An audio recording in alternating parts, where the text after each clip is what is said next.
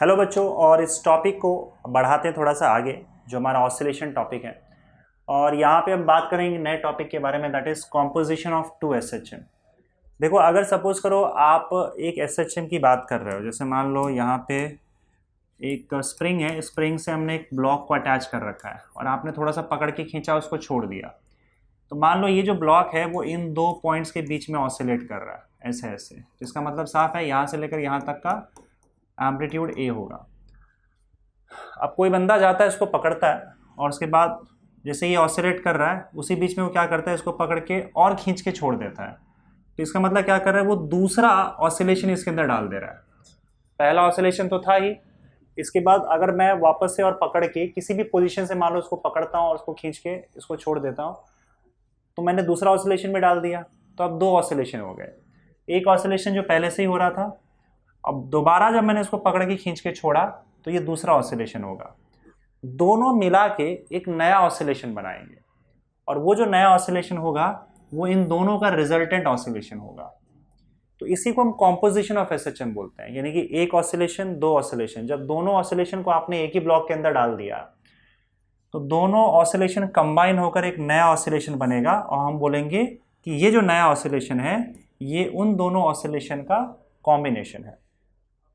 अब हमको पता है कि हम जो ऑसिलेशन बोल रहे हैं उसको एक्चुअली एसएचएम बोला जाता है, simple harmonic motion.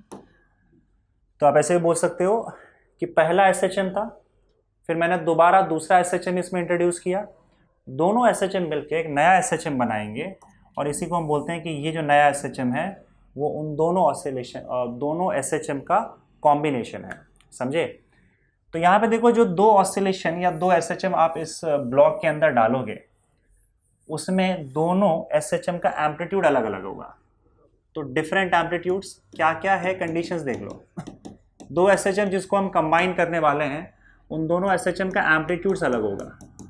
Different amplitudes but same period. Period मतलब time period, time period same होगा। अब देखो, अगर टाइम पीरियड सेम हुआ तो मैंने आपको बताया था time period T, angular frequency omega और एन, ये तीनों आपस में रिलेटेड होते हैं। अगर टाइम पीरियड दोनों ऑसिलेशन का सेम होगा तो ओमेगा और एन भी दोनों ऑसिलेशन का सेम हो जाएगा अपने आप, क्योंकि T is equal to two pi by omega होता है।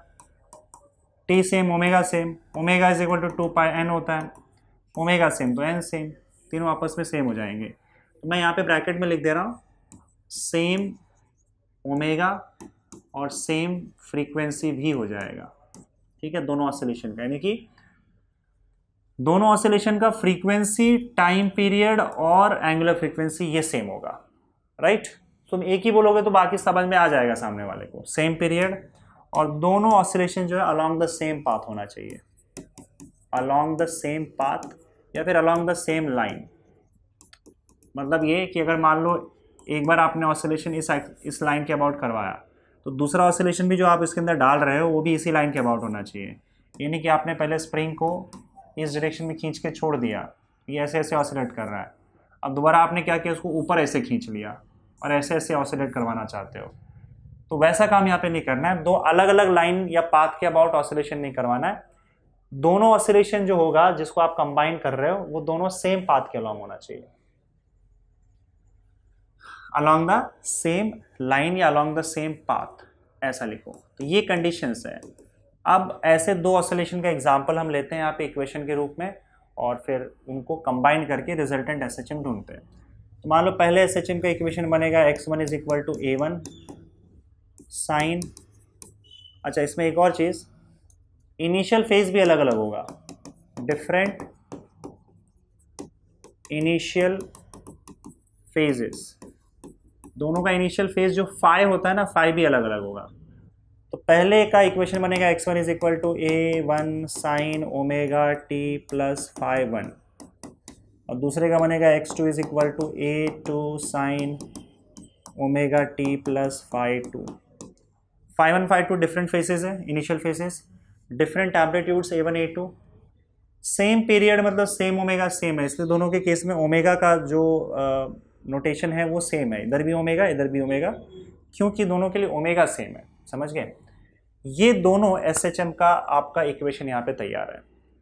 अब रिजल्टेंट SHM जो होगा, रिजल्टेंट, अब क्योंकि ये x1 डिस्प्लेसमेंट है पहले SHM का, x2 डिस्प्लेसमेंट है दूसरे SHM का, तो हम रिजल्टेंट डिस्प्लेसमेंट ढूंढेंगे, resultant displacement of combined SHM, या रिजल्टेंट डिस्प्लेसमेंट खाली ढूंढो, बाद में देखते हैं, क्योंकि इन दोनों का रिजल्टेंट SHM होगा कि नहीं होगा ये भी हमें चेक करना है ना, तो हमें पता नहीं है कि रिजल्टेंट SHM होगा कि नहीं, तो पहले इन दोनों का रिजल्टेंट डिस्प्लेसमेंट ढूंढ लो, x इज इक्वल टू, दोनों को ऐड कर दो तो टोटल डिस्प्लेसमेंट मिल जाएगा x1 प्लस x2, x1 का वैल्यू सब्स्टिट्यूट करोगे तो a1 sine omega t plus phi 1 हो जाएगा, और यहाँ पे a2 sine omega t plus phi 2। अब देखो मैथमेटिक्स में एक फॉर्मूला आता है, वो फॉर्मूला मैं आपको यहाँ पे लिख के दे रहा हूँ, फॉर्मूला है साइन a प्लस बी का, साइन a प्लस बी का फॉर्मूला होता है sine a cos b plus cos a sine b, ये फॉर्मूला होता है आपका साइन a प्लस बी का। तो आप पहले वाले में इसको a मान लो, इसको b मान लो, दूसरे वाले में इसको a और इसको b मान लो, और यहाँ पे भी साइन a प्लस बी का फॉर्मूला लगाओ, यहाँ पे भी साइन a प्लस बी का फॉर्मूला लगाओ। सो देयरफॉर x क्या हो जाएगा, therefore x is equal to a1 sine a plus b का फॉर्मूला लगा दो, sine a plus b is equal to sine a cos b cos a sine b, तो sine omega t cos phi 1, sine omega t, a1 ऐसे रहने दो, a1 x a1 sine omega t cos phi 1 plus cos omega t sine phi 1, पहले वाले का काम तो हो गया, इसका लग गया, प्लस a2 और साइन a प्लस बी का यहाँ फॉर्मूला यहाँ पे भी लग जाएगा, plus a2 sine omega t cos phi 2 plus cos omega t sine phi 2। समझ गए? इस केस में a1 आप अंदर मल्टीप्लाई कर दो तो ये हो जाएगा a1 sine omega t cos phi 1 plus a1 cos omega t sine phi 1। उसी तरीके से a2 मल्टीप्लाई करोगे तो a2 sine omega t cos phi 2 plus a2 cos omega t sine phi 2। ये पूरा मैथमेटिकल ही है, पूरा डेरिवेशन ही है और कुछ नहीं। अब इसमें आपको करना क्या, देखो आपको साइन ओमेगा टी कॉमन लेना है, ध्यान देना, एक में साइन ओमेगा टी कॉमन लेना है और दूसरे में कॉस ओमेगा टी कॉमन लेना है। तो साइन ओमेगा टी इन दोनों टर्म में कॉमन है और दूसरे केस में ढूंढ के आप कॉस ओमेगा टी कॉमन ले लो, तो यहाँ कॉस ओमेगा टी और यहाँ कॉस ओमेगा टी है। तो पहले हम बात करेंगे साइन ओमेगा टी का।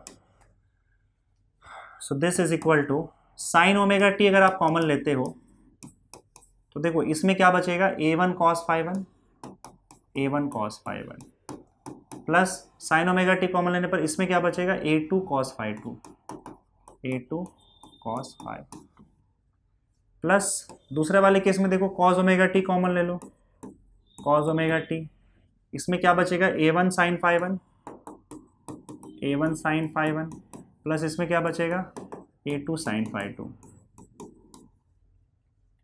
अब देखो यहाँ पे कि ये जो आपको दिख रहा है a1 साइन फाई 1, ये जो आपको दिख रहा है a1 cos फाई 1 और यहाँ पे a1 sine phi 1 plus a2 sine phi 2, ये जो दोनों टर्म्स हैं इन दोनों टर्म्स को हम कुछ सब्स्टिट्यूट कर देते हैं। अब देखो यहाँ पे मैं क्या कर रहा हूँ, क्या सब्स्टिट्यूशन कर रहा हूँ, ये आपका x हो गया, लेट, ध्यान से देखना, let a1 cos phi 1 plus a2 cos phi 2 is equal to r cos delta. देखिए आपके बुक में r ही यूज़ किया है ना, रिजल्टेंट के लिए r ही यूज़ किया हुआ है, चलो ठीक है। मैं लेटर देख रहा था, टेक्स्ट बुक के हिसाब से लेटर मैच करना चाहिए। अब इसका मतलब क्या, देखो सी यहाँ पे इस पूरे पार्ट में a1 फाई 1 ये सारे के सारे क्या है, कॉन्स्टेंट्स है। जैसे आपका मोशन चालू होता है तो टाइम जो है टाइम के हिसाब से x वेरी करता है, टाइम के हिसाब से x वेरी करता है, पर जो एम्पलीट्यूड है SHM का या इनिशियल फेस है, ये सारे वैल्यू कांस्टेंट है, फिक्स है, ये तो बदलेंगे नहीं। तो अगर ये वैल्यू फिक्स है तो इसका मतलब ये पूरा का पूरा एक कोई कांस्टेंट नंबर होगा। तो मान लो एक कांस्टेंट नंबर जो होता है वो 10 है। अब मान लो ये वाला कांस्टेंट नंबर 20 है, जो भी रहेगा कुछ भी नंबर हो सकता है। अब आप किसी नंबर को किसी दूसरे नंबर के टर्म्स में तो लिख सकते हो ना।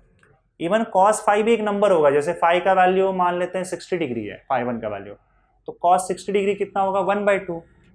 तो हो सकता है a1 का वैल्यू 20 हो और cos फाइव वन का वैल्यू हमारा 1/2 आ गया, मल्टीप्लाई करोगे तो a1 cos फाइव वन 10 आ गया। तो मतलब कहने का मतलब ये कि सब नंबर है, ये पूरा एक नंबर है, ये पूरा एक नंबर है। अब किसी नंबर को आप दो नंबर के मल्टीप्लिकेशन में लिख सकते हो, जैसे मैं 10 को लिख सकता हूँ 2 × 5, कोई दिक्कत नहीं है। या फिर मैं इसको 10 × 1 भी लिख सकता हूँ, कोई भी दो नंबर के मल्टीप्लिकेशन में लिख सकता हूँ। या अगर मैं सपोज करो यहाँ पे लिख दूँ 5 × 1/2 और 1/2 को मैं लिख देता हूँ sin 30 डिग्री, तो भी चल जाएगा। 10 को मैं 5 × 1/2 लिख दिया मैंने, सॉरी, इसको ऐसे लिख दो 20 × sin 30 डिग्री, ऐसे लिख सकता हूँ, क्योंकि sin 30 डिग्री का वैल्यू 1/2 है। 1/2 20 से मल्टीप्लाई करोगे 10 आ जाएगा। तो किसी नंबर को आप किसी दो नंबर के फॉर्म में लिख सकते हो। तो हमने क्या किया यहाँ पे, a1 cos five one plus a2 cos five two, ये पूरा एक नंबर है, इसको r cos डेल्टा लिख दिया। r एक नंबर है और cos डेल्टा में डेल्टा एक ऐसा एंगल लो जिससे ये एक नंबर मिल जाए आपको, और ये दो नंबर को मल्टीप्लाई करोगे तो ये नंबर आ जाएगा। अब हमें पता नहीं है कि r क्या है, cos डेल्टा क्या है, पर ये पता है कि ये एक नंबर है जिसको दो नंबर के मल्टीप्लिकेशन में लिखा जा सकता है। तो उसे एक नंबर को r लिख दिया और दूसरे नंबर को cos डेल्टा लिख दिया। जैसे कि हो सकता है कि ये पूरा 10 हो, r का वैल्यू 20 हो, और cos डेल्टा की जगह पे, या फिर यहाँ पे भी मैं लिख सकता हूँ cos 60 डिग्री। तो cos 60 डिग्री जो होता है 1/2 होता है, 1/2 × 20 10 आ जाएगा। तो यहाँ पे डेल्टा का वैल्यू 60 डिग्री होगा। अगर मान लो ये नंबर कुछ और होगा तो ये दो नंबर भी कुछ और होंगे। तो एक नंबर को दो नंबर के मल्टीप्लिकेशन में लिख दिया है, ऐसा मान के चलो, समझ गए। और नंबर कुछ भी हो सकता है, हम बाद में देखेंगे कि इनका वैल्यूज क्या है, फिलहाल ऐसे लिख सकते हैं। उसी तरीके से ये वाला जो पार्ट है a1 sin five one plus a2 sin five two, इसे भी दो नंबर के मल्टीप्लिकेशन में लिखेंगे, वो दो नंबर होगा r sin डेल्टा। ठीक है, इसको इक्वेशन 1 लिख दो, इसको इक्वेशन 2 लिख दो। वैसे भी कोई इक्वेशन हमने लिखा नहीं है, ठीक है। सो देयरफॉर x क्या बन जाएगा बताओ, x is equal to sine omega t, इसको ऐसे ब्रैकेट में डाल दो, साइन ओमेगा टी, और इस पूरे हिस्से को हमने क्या लिख दिया, r cos डेल्टा प्लस ये क्या है आपका cos ओमेगा टी, और ये क्या हो जाएगा, इसको पूरा लिख दिया हमने r sin डेल्टा। अब यहां से r कॉमन ले लो, तो अगले पेज पे चलता हूं मैं। देखो यहां से अगर r यहां पे भी है और r यहां पे भी, तो x is equal to r common ले लो आप। r ब्रैकेट में क्या बचेगा बताओ, ब्रैकेट में बचेगा sign omega T cos delta plus cos omega T sine delta. Sign omega T cos delta plus cos omega T sine delta. अब ध्यान से देखोगे तो ये फॉर्मूला बन गया आपका साइन ए प्लस बी का। साइन ए प्लस बी क्या है, sign A cos B plus cos A sine B. तो हम sign A cos B plus cos A sine B को साइन ए प्लस बी लिख सकते हैं। तो यहाँ पे sign omega T cos delta plus cos omega T sine delta को हम क्या लिख सकते हैं, sign omega T plus delta, और ये आपका रिजल्टेंट इक्वेशन या रिजल्टेंट डिस्प्लेसमेंट आ गया। अब इस इक्वेशन को अगर तुम ध्यान से देखोगे तो ये उसी फॉर्मेट में है जिस फॉर्मेट में हमारा बाकी SHM का इक्वेशन आता है। ठीक है, x is equal to a sine omega T plus five, बस a की जगह पे r आ गया है, फाइव की जगह पे डेल्टा आ गया है, और ये तुम्हारा रिजल्टेंट इक्वेशन है, रिजल्टेंट डिस्प्लेसमेंट है। तो इसका मतलब साफ होता है कि जो हमें टोटल डिस्प्लेसमेंट लिया है, दो SHM को ऐड करके जो हमें टोटल डिस्प्लेसमेंट मिल रहा है वो भी SHM का ही इक्वेशन दे रहा है। इसका मतलब जो हमारा रिजल्टेंट डिस्प्लेसमेंट है ये बता रहा है कि वो भी एक्चुअली SHM का ही डिस्प्लेसमेंट है। So therefore resultant motion is also SHM with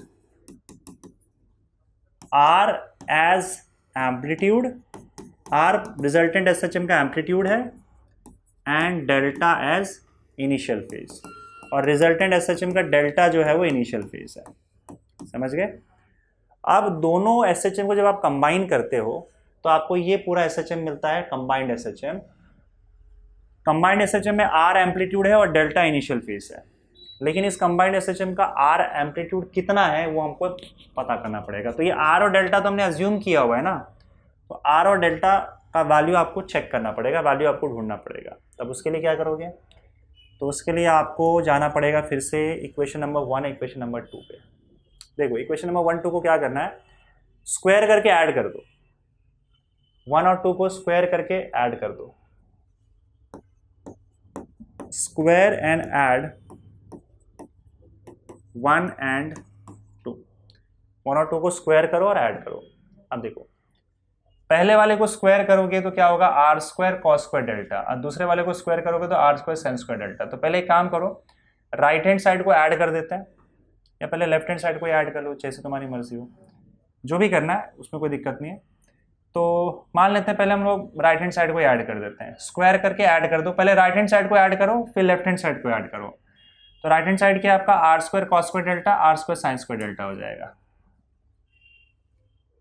are square cos square delta plus R square sine square delta.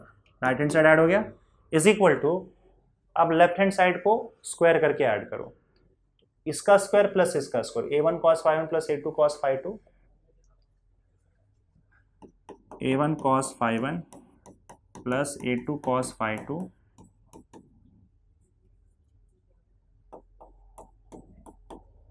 का स्क्वायर प्लस दूसरा वाला क्या है, a1 sin phi 1 plus a1 sin phi 1 plus a2 sin phi 2 का square, यही है। अब देखो इसमें अगर आर स्क्वायर कॉमन ले लोगे तो अंदर क्या बचेगा, cos square delta plus sine square delta is equal to, फिर यही पूरा चीज a1 cos phi 1 plus a2 cos phi 2 का square plus a1 sin phi 1 plus a2 sin phi 2 का स्क्वायर। अब हमें पता है cos square delta plus sine square delta हो जाता है 1, तो इसे 1 लिख दो, बचेगा यहाँ पे आर स्क्वायर। सो ये R square is equal to, ये 1 हो गया ना।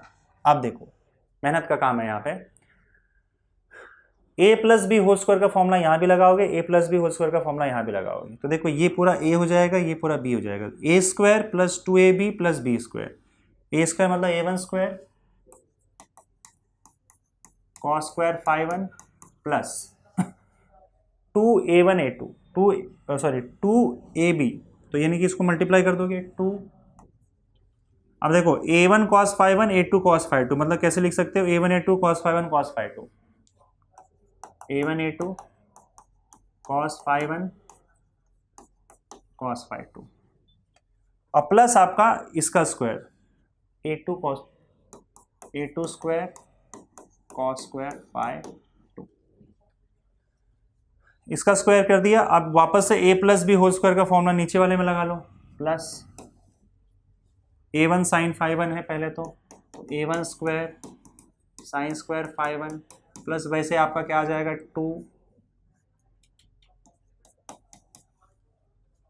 2 यहाँ पे साइन के टर्म्स में 2 a1 a2 sine phi 1 sine phi 2 plus a1 a2 sine phi 1 sine phi 2 plus a2 square sine square phi 2, दोनों को एक्सपैंड कर दिया, इन दोनों को एक्सपैंड कर दिया। अब क्या करना है, देखो अब आपको यहाँ पे फिर से कॉमन लेने की प्रक्रिया शुरू करनी पड़ेगी। अब ये याद होना चाहिए कि किसको कॉमन लेना है यहाँ पे। तो देखो पहले तो a1 स्क्वायर को कॉमन लोगे, ब्लू में लिख दिया मैंने, उसके बाद आपको 2a1 a2 को कॉमन लेना है, 2a1 a2 को कॉमन लेना है, और उसके बाद फिर a2 स्क्वायर को कॉमन लेना है। देखो लाइन से लिखते जाओगे तो अपने आप सब आपको दिख जाएगा। उसके बाद आपको a2 स्क्वायर को कॉमन लेना है। लाइन से ऊपर नीचे लिखते जाओगे तो सब अपने आप कॉमन दिख ही रहे आपको कि क्या कॉमन लेना है।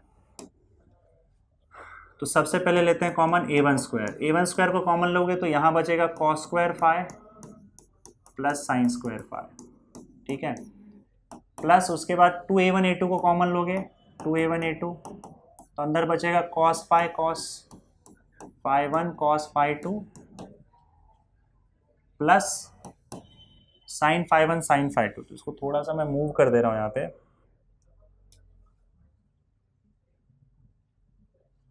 थोड़ा छोटा कर रहा हूँ ताकि ये आ जाए।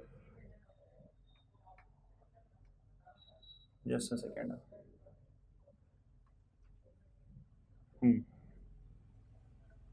चलो, तो a1 स्क्वायर कॉस, अब देखो 2a1 a2 कॉमन ले लिया तो इधर क्या बचेगा cos phi one cos phi two plus sine phi one sine phi two, okay. और उसके बाद फिर क्या कॉमन लेना, a2 स्क्वायर कॉमन लेना, तो क्या बचेगा cos square phi two plus sine square phi two. अब देखो ये वाला जो टर्म्स है ये वन हो जाएगा, ये वन हो जाएगा, और ये फिर से आपका ये जो फॉर्मूला आपको दिख रहा है ना कॉस फाई का, इसका एक फॉर्मूला होता है वो मैं आपको बता देता हूँ, यहीं पे लिख देता हूँ मैं, बाद में लिख दूंगा, पहले इसको सॉल्व कर लेते हैं। तो ये क्या हो जाएगा बताओ आपका a1 स्क्वायर, ये तो वन हो गया, प्लस 2a1 a2। अब ये फॉर्मूला होता है आपका कॉस थीटा का फॉर्मूला होता है, मतलब कॉस a माइनस बी का फॉर्मूला होता है। तो कॉस a माइनस बी का फॉर्मूला क्या होता है मैं यहाँ पे लिख देता हूँ, कॉस a माइनस बी होता है cos a cos b plus sine a sine b। Cos में ऐसा होता है, ये मैथ्स का फॉर्मूला है, इधर माइनस होगा तो यहाँ प्लस आ जाएगा। तो cos a cos b plus sine a sine b को क्या लिख सकते हैं, cos a minus b. Cos phi one cos phi two plus sine phi one sine phi two को क्या लिख सकते हो, cos phi one minus phi two, ठीक है। और प्लस ये फिर से वन हो जाएगा तो यहाँ पे a2 स्क्वायर लिख दो, ये हो गया आपका r स्क्वायर। और साइड में ये फॉर्मूला लिख सकते हो आप, cos a minus b is equal to cos a cos b cos a cos b minus sine a sine b, ठीक है।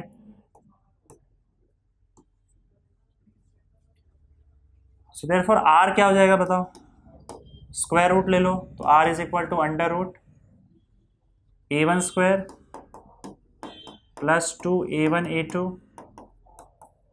Cos phi one minus phi two plus a2 का स्क्वायर। तो ये आपका r आ गया। अच्छा, टेक्स्ट बुक में पहले क्या किया हुआ है, a2 स्क्वायर को पहले लिख दिया तो उससे फ़र्क नहीं पड़ता है, a1 स्क्वायर बात एक ही है, प्लस इसको ना लिखने के बजाय पहले a2 स्क्वायर लिख दिया है, और plus 2a1 a2 cos phi one minus phi two. ये आपका रिजल्टेंट एम्पलीट्यूड आ गया। ये दोनों SHM का जो कंबाइंड एम्पलीट्यूड है, रिजल्टेंट एम्पलीट्यूड, ये R आ गया आपका, ठीक है। और उसके बाद फिर इस केस में आपको डेल्टा भी ढूंढना है, हमें डेल्टा भी ढूंढना था ना, इनिशियल फेज डेल्टा भी ढूंढना है। तो डेल्टा के लिए क्या करोगे, आपको करना कुछ नहीं है, इक्वेशन 2 को इक्वेशन 1 से डिवाइड कर दो, ठीक है। 2 डिवाइडेड बाय 1, यहाँ पे लिख देता हूँ 2 डिवाइडेड बाय 1। तो इक्वेशन 2 क्या था बताओ, देखो ये इक्वेशन 2 है, a1 sine phi one a2 sine phi two r sine delta, a1 cos phi one a2 cos phi two r cos delta. याद रखो 2 डिवाइडेड बाय 1 करना है। तो 2 क्या था, a1 sine phi one plus a2 sine phi two is equal to r sine delta, और divide कर रहा है ना 2 को 1 से, तो 1 क्या था आपका a1 cos phi one plus a2 cos phi two r cos delta. r और r हो जाएगा कैंसिल, तो ये आपका आ जाएगा a1 sine phi one plus a2 sine phi two upon a1 cos phi one plus A2 cos phi 2 is equal to tan delta. अब डेल्टा को इस तरफ लाओगे तो tan इनवर्स हो जाएगा, तो इसका मतलब डेल्टा इज इक्वल टू इस पूरे का tan इनवर्स हो जाएगा, tan inverse of A1 sin phi 1 plus A2 sin phi 2 upon A1 cos phi 1 plus A2 cos phi 2। बस हो गया, डेल्टा भी आ गया, तो रिजल्टेंट एम्पलीट्यूड भी आ गया और आपको डेल्टा भी आ गया। अगर इन्होंने स्पेशल केसेस यहाँ पे देखे रखे हैं तो वो भी मैं आपको बता देता हूँ। यहाँ पे आई थिंक सिर्फ आर का स्पेशल केस दिया हुआ है 0, 90 और 180 के लिए, तो फटाफट देख लेते हैं। देखो जैसे यहाँ पे कुछ स्पेशल केसेस में अलग अलग फेज डिफरेंस के लिए आपको एम्पलीट्यूड देखना है, स्पेशल केसेस। ठीक है, सबसे पहला, अगर आपका फेज डिफरेंस दोनों ऑसिलेशन के बीच में phase difference phi 1 minus phi 2 अगर 0 डिग्री है तो क्या होगा? तो रिजल्टेंट एम्पलीट्यूड आप देख सकते हो। रिजल्टेंट एम्पलीट्यूड का फॉर्मूला क्या है? यहां से under root A1 square plus A2 square plus 2A1 A2 cos phi 1 minus phi 2। तो बस under root R is equal to under root A1 square plus 2A1 A2 sorry under root चलेगा, ये भी ऐसे भी लिख सकते हो, A2 square plus 2A1 A2 cos phi 1 minus phi 2 है। Phase difference phi 1 minus phi 2 अगर 0 हो तो ऐसे केस में ये बन जाएगा A1 square plus A2 square plus 2A1 A2 cos 0 degree, और cos 0 डिग्री 1 होता है, cos 0 डिग्री होता है 1, तो ये हो जाएगा आपका under root A1 square plus A2 square plus 2A1 A2। अब ये आपको पता है फॉर्मूला क्या है? A1 square plus 2A1 A2 plus A2 square, ये किसका फॉर्मूला हो गया? ये हो जाता है फॉर्मूला आपका A1 plus A2 whole square का formula. A1 plus A2 whole square का formula A1 square plus 2A1 A2 plus A2 square, under root हट जाएगा तो आपको मिलेगा A1 प्लस A2। तो अगर मान लो दोनों के बीच में फेज डिफरेंस, दोनों ऑसिलेशन के बीच में फेज डिफरेंस 0 डिग्री का हो, तो जो रिजल्टेंट एम्पलीट्यूड है उसमें आपको सीधा दोनों के दोनों एम्पलीट्यूड को ऐड कर देना है। ठीक है, और इसमें भी अगर एक स्पेशल केस आ जाए कि if A1 is equal to A2 is equal to A, ये दोनों एम्पलीट्यूड अगर दोनों ऑसिलेशन का एम्पलीट्यूड अगर इक्वल हो तो R का वैल्यू सीधा 2A आ जाएगा आपका, A प्लस A 2A। ये कब होगा? जब आपका फेज डिफरेंस 0 होगा दोनों ऑसिलेशन के बीच में। सेकेंड केस देखते हैं हम लोग। सेकेंड केस में अगर सपोज करो आपका फेज डिफरेंस जो है phi 1 माइनस phi 2 वो 90 डिग्री हो, 90 डिग्री का फेज डिफरेंस हो, तब क्या होगा? तो आपका जो फॉर्मूला बनेगा आर का वो हो जाएगा under root A1 square plus A2 square plus 2A1 A2 cos 90 degree, और cos 90 डिग्री 0 होता है, cos 90 डिग्री 0, तो ये पूरा हिस्सा ही हट जाएगा, तो आर का वैल्यू क्या आ जाएगा? A1 square plus A2 square, बस यही आपका आर हो गया। और इसमें भी अगर एक कंडीशन आ गया कि if A1 is equal to A2 is equal to A, तो अगर ये दोनों A सब्स्टिट्यूट कर दोगे तो R का value under root A square plus A square 2A square हो जाएगा, that is equal to root 2A हो जाएगा, अगर दोनों का एम्पलीट्यूड सेम रहा तो। ये फेज डिफरेंस अगर 90 डिग्री रहा तो, अगर फेज डिफरेंस 180 डिग्री रहा, third case, if θ1 minus θ2 is equal to 180 degree, तब क्या होगा? तब आपका R का वैल्यू हो जाएगा under root A1 square plus A2 square plus 2A1 A2 cos phi 1 minus phi 2, है ना?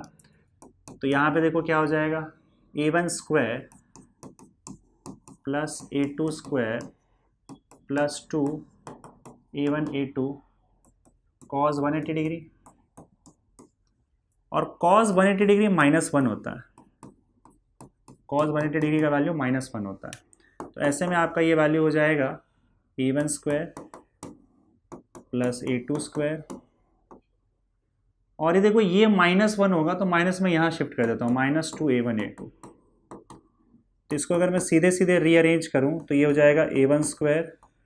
पहले मैं ये लिख देता हूँ 2 - 2a1a2 और फिर मैं ये लिख देता हूँ a2²। तो देखो ये आपका फॉर्मूला किसका बन गया, √a1 - a2 के होल स्क्वायर का फॉर्मूला बन गया। स्क्वायर और स्क्वायर रूट हट जाएगा तो आपका a1 - a2 आ जाएगा r। तो अगर 180 डिग्री का फेज डिफरेंस है तो r is equal to a1 - a2 हो जाएगा। और इसमें भी अगर सपोज करो इफ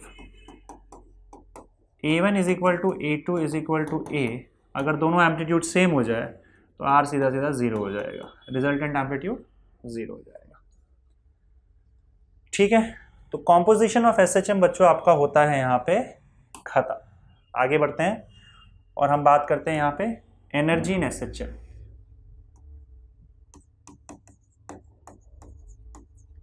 एनर्जी इन SHM।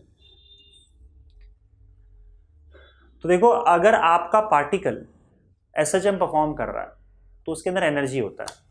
यहाँ पे हम इसके मैकेनिकल एनर्जी की बात करेंगे। दो टाइप का मैकेनिकल एनर्जी होता है SHM में जो पार्टिकल के पास होता है। एक तो काइनेटिक एनर्जी होता है, काइनेटिक एनर्जी, और दूसरा होता है पोटेंशियल एनर्जी। तो दोनों एनर्जी को हम लोग यहाँ पे डिराइव करेंगे SHM में। सबसे पहले बात करते हैं काइनेटिक एनर्जी की। Kinetic energy in SHM, kinetic energy in SHM। देखो अगर पार्टिकल आपका मूव कर रहा है तो हमें पता है इसकी वेलोसिटी अलग अलग पोजीशन पे अलग अलग होती है ना। ये मान लो आपका मीन पोजीशन है, ये पॉजिटिव एक्सट्रीम पोजीशन है और ये नेगेटिव एक्सट्रीम पोजीशन है। आप पार्टिकल का जो डिस्प्लेसमेंट है वो हमेशा मीन पोजीशन से लेते हो। तो मान लो मीन पोजीशन से x डिस्टेंस पर यहाँ कहीं पार्टिकल है और यहाँ पे पार्टिकल मूव कर रहा है विथ सम वेलोसिटी। तो अलग अलग पोजीशन पे अलग अलग वेलोसिटी होती है। एक तो हमें पता है कि जो आपका ये पोजीशन है एक्सट्रीम पोजीशन, वहाँ पे पार्टिकल जाके रुक जाता है। तो एक्सट्रीम पोजीशन पे पार्टिकल की वेलोसिटी 0 होगी, लेकिन बाकी सब पॉइंट्स पे कुछ ना कुछ वेलोसिटी होगी और मैक्सिमम वेलोसिटी पार्टिकल की मेन पोजीशन पे होती है, राइट। तो हम इन जनरल जो है एक काम करते हैं, इसका एक्स डिस्टेंस पे इसका अगर हम वेलोसिटी निकालने की कोशिश करें तो एक्स डिस्टेंस पे इसकी वेलोसिटी का फॉर्मूला होता है प्लस और माइनस, अगर आपको याद होगा तो ω√a² - x²। हमने स्टार्टिंग में ही पोजीशन, वेलोसिटी और एक्सेलरेशन इन तीनों का इक्वेशन निकाला था। तो एक इक्वेशन ये था और एक इक्वेशन और था time dependent, v is equal to a ω cos ωt+5, ये भी एक इक्वेशन था। तो हम दोनों का इक्वेशन एक एक करके यूज़ करेंगे। सबसे पहले बात करेंगे इस इक्वेशन से। तो पहले वाला इक्वेशन अगर यूज़ करोगे तो पहले वाले इक्वेशन से काइनेटिक एनर्जी का फॉर्मूला यूज़ कर लो। काइनेटिक एनर्जी, इसको हम लोग ई के लिख रहे हैं, क्या फॉर्मूला हो जाएगा, 12 mv²। तो अगर पहला वाला इक्वेशन यूज़ करते हो और v का वैल्यू सब्स्टिट्यूट करोगे तो क्या आ जाएगा, 12 m, v का वैल्यू देखो ω² प्लस और माइनस हट जाएगा क्योंकि आप स्क्वायर कर रहे हो, और इसका रूट हट जाएगा a² - x²। एक तो ये इक्वेशन आ गया, और दूसरा वाला इक्वेशन यूज करोगे, ऑल्सो दूसरा वाला इक्वेशन यूज करोगे तो क्या आ जाएगा, 12 m, ये रहेगा 12 mv² है ना, m तो आ जाएगा। उसके बाद इसका स्क्वायर करना है, a² ω² ये आ जाएगा 12 m ω²a²। मैंने ω² पहले लिख दिया, 12 m v² ना, तो इसका पूरा स्क्वायर करना है, ω² a² और यहाँ पे cos² ωt+5। ये एक इक्वेशन आ गया, ठीक है।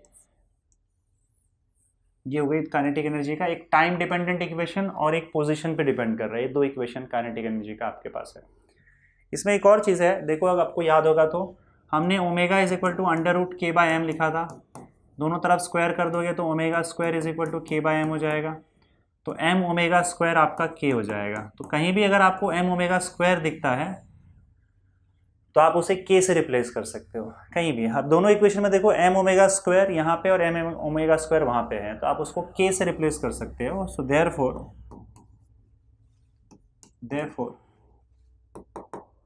1 and 2 can be written as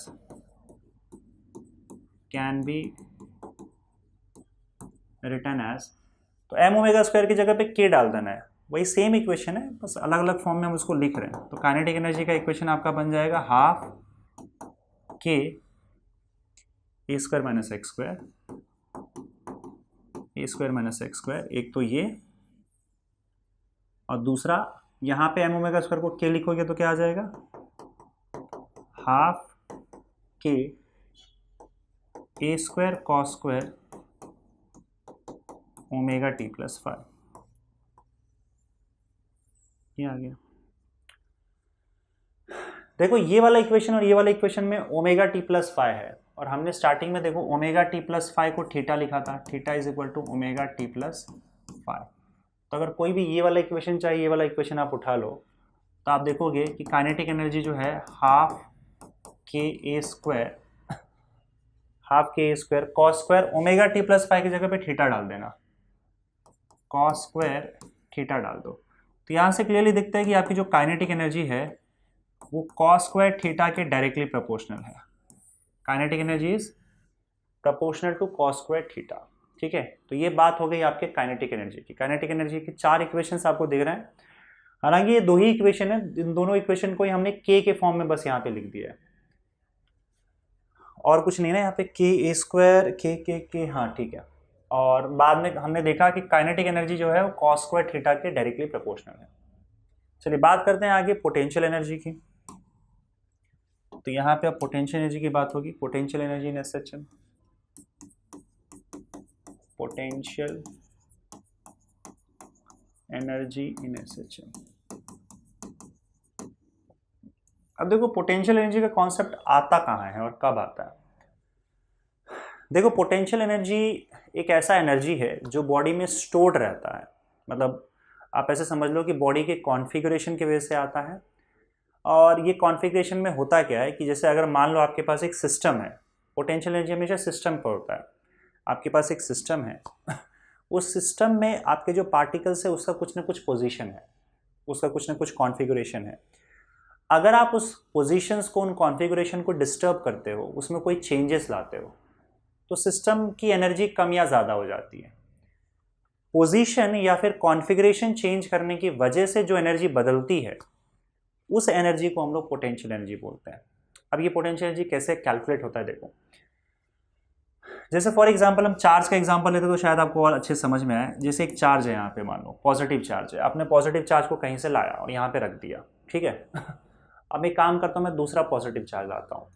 जब आप इन्फिनिटी से कोई दूसरा पॉजिटिव चार्ज लेकर आओगे तो होगा क्या, ये वाला पॉजिटिव चार्ज उसको रिपेल करेगा और इसे सामने आने नहीं देगा। अगर आप इस रिपल्शन के अगेंस्ट इसे ज़बरदस्ती लाते हो, that means you are doing work against repulsion. यहाँ से तो ये रिपल्शन प्रोड्यूस कर रहा है।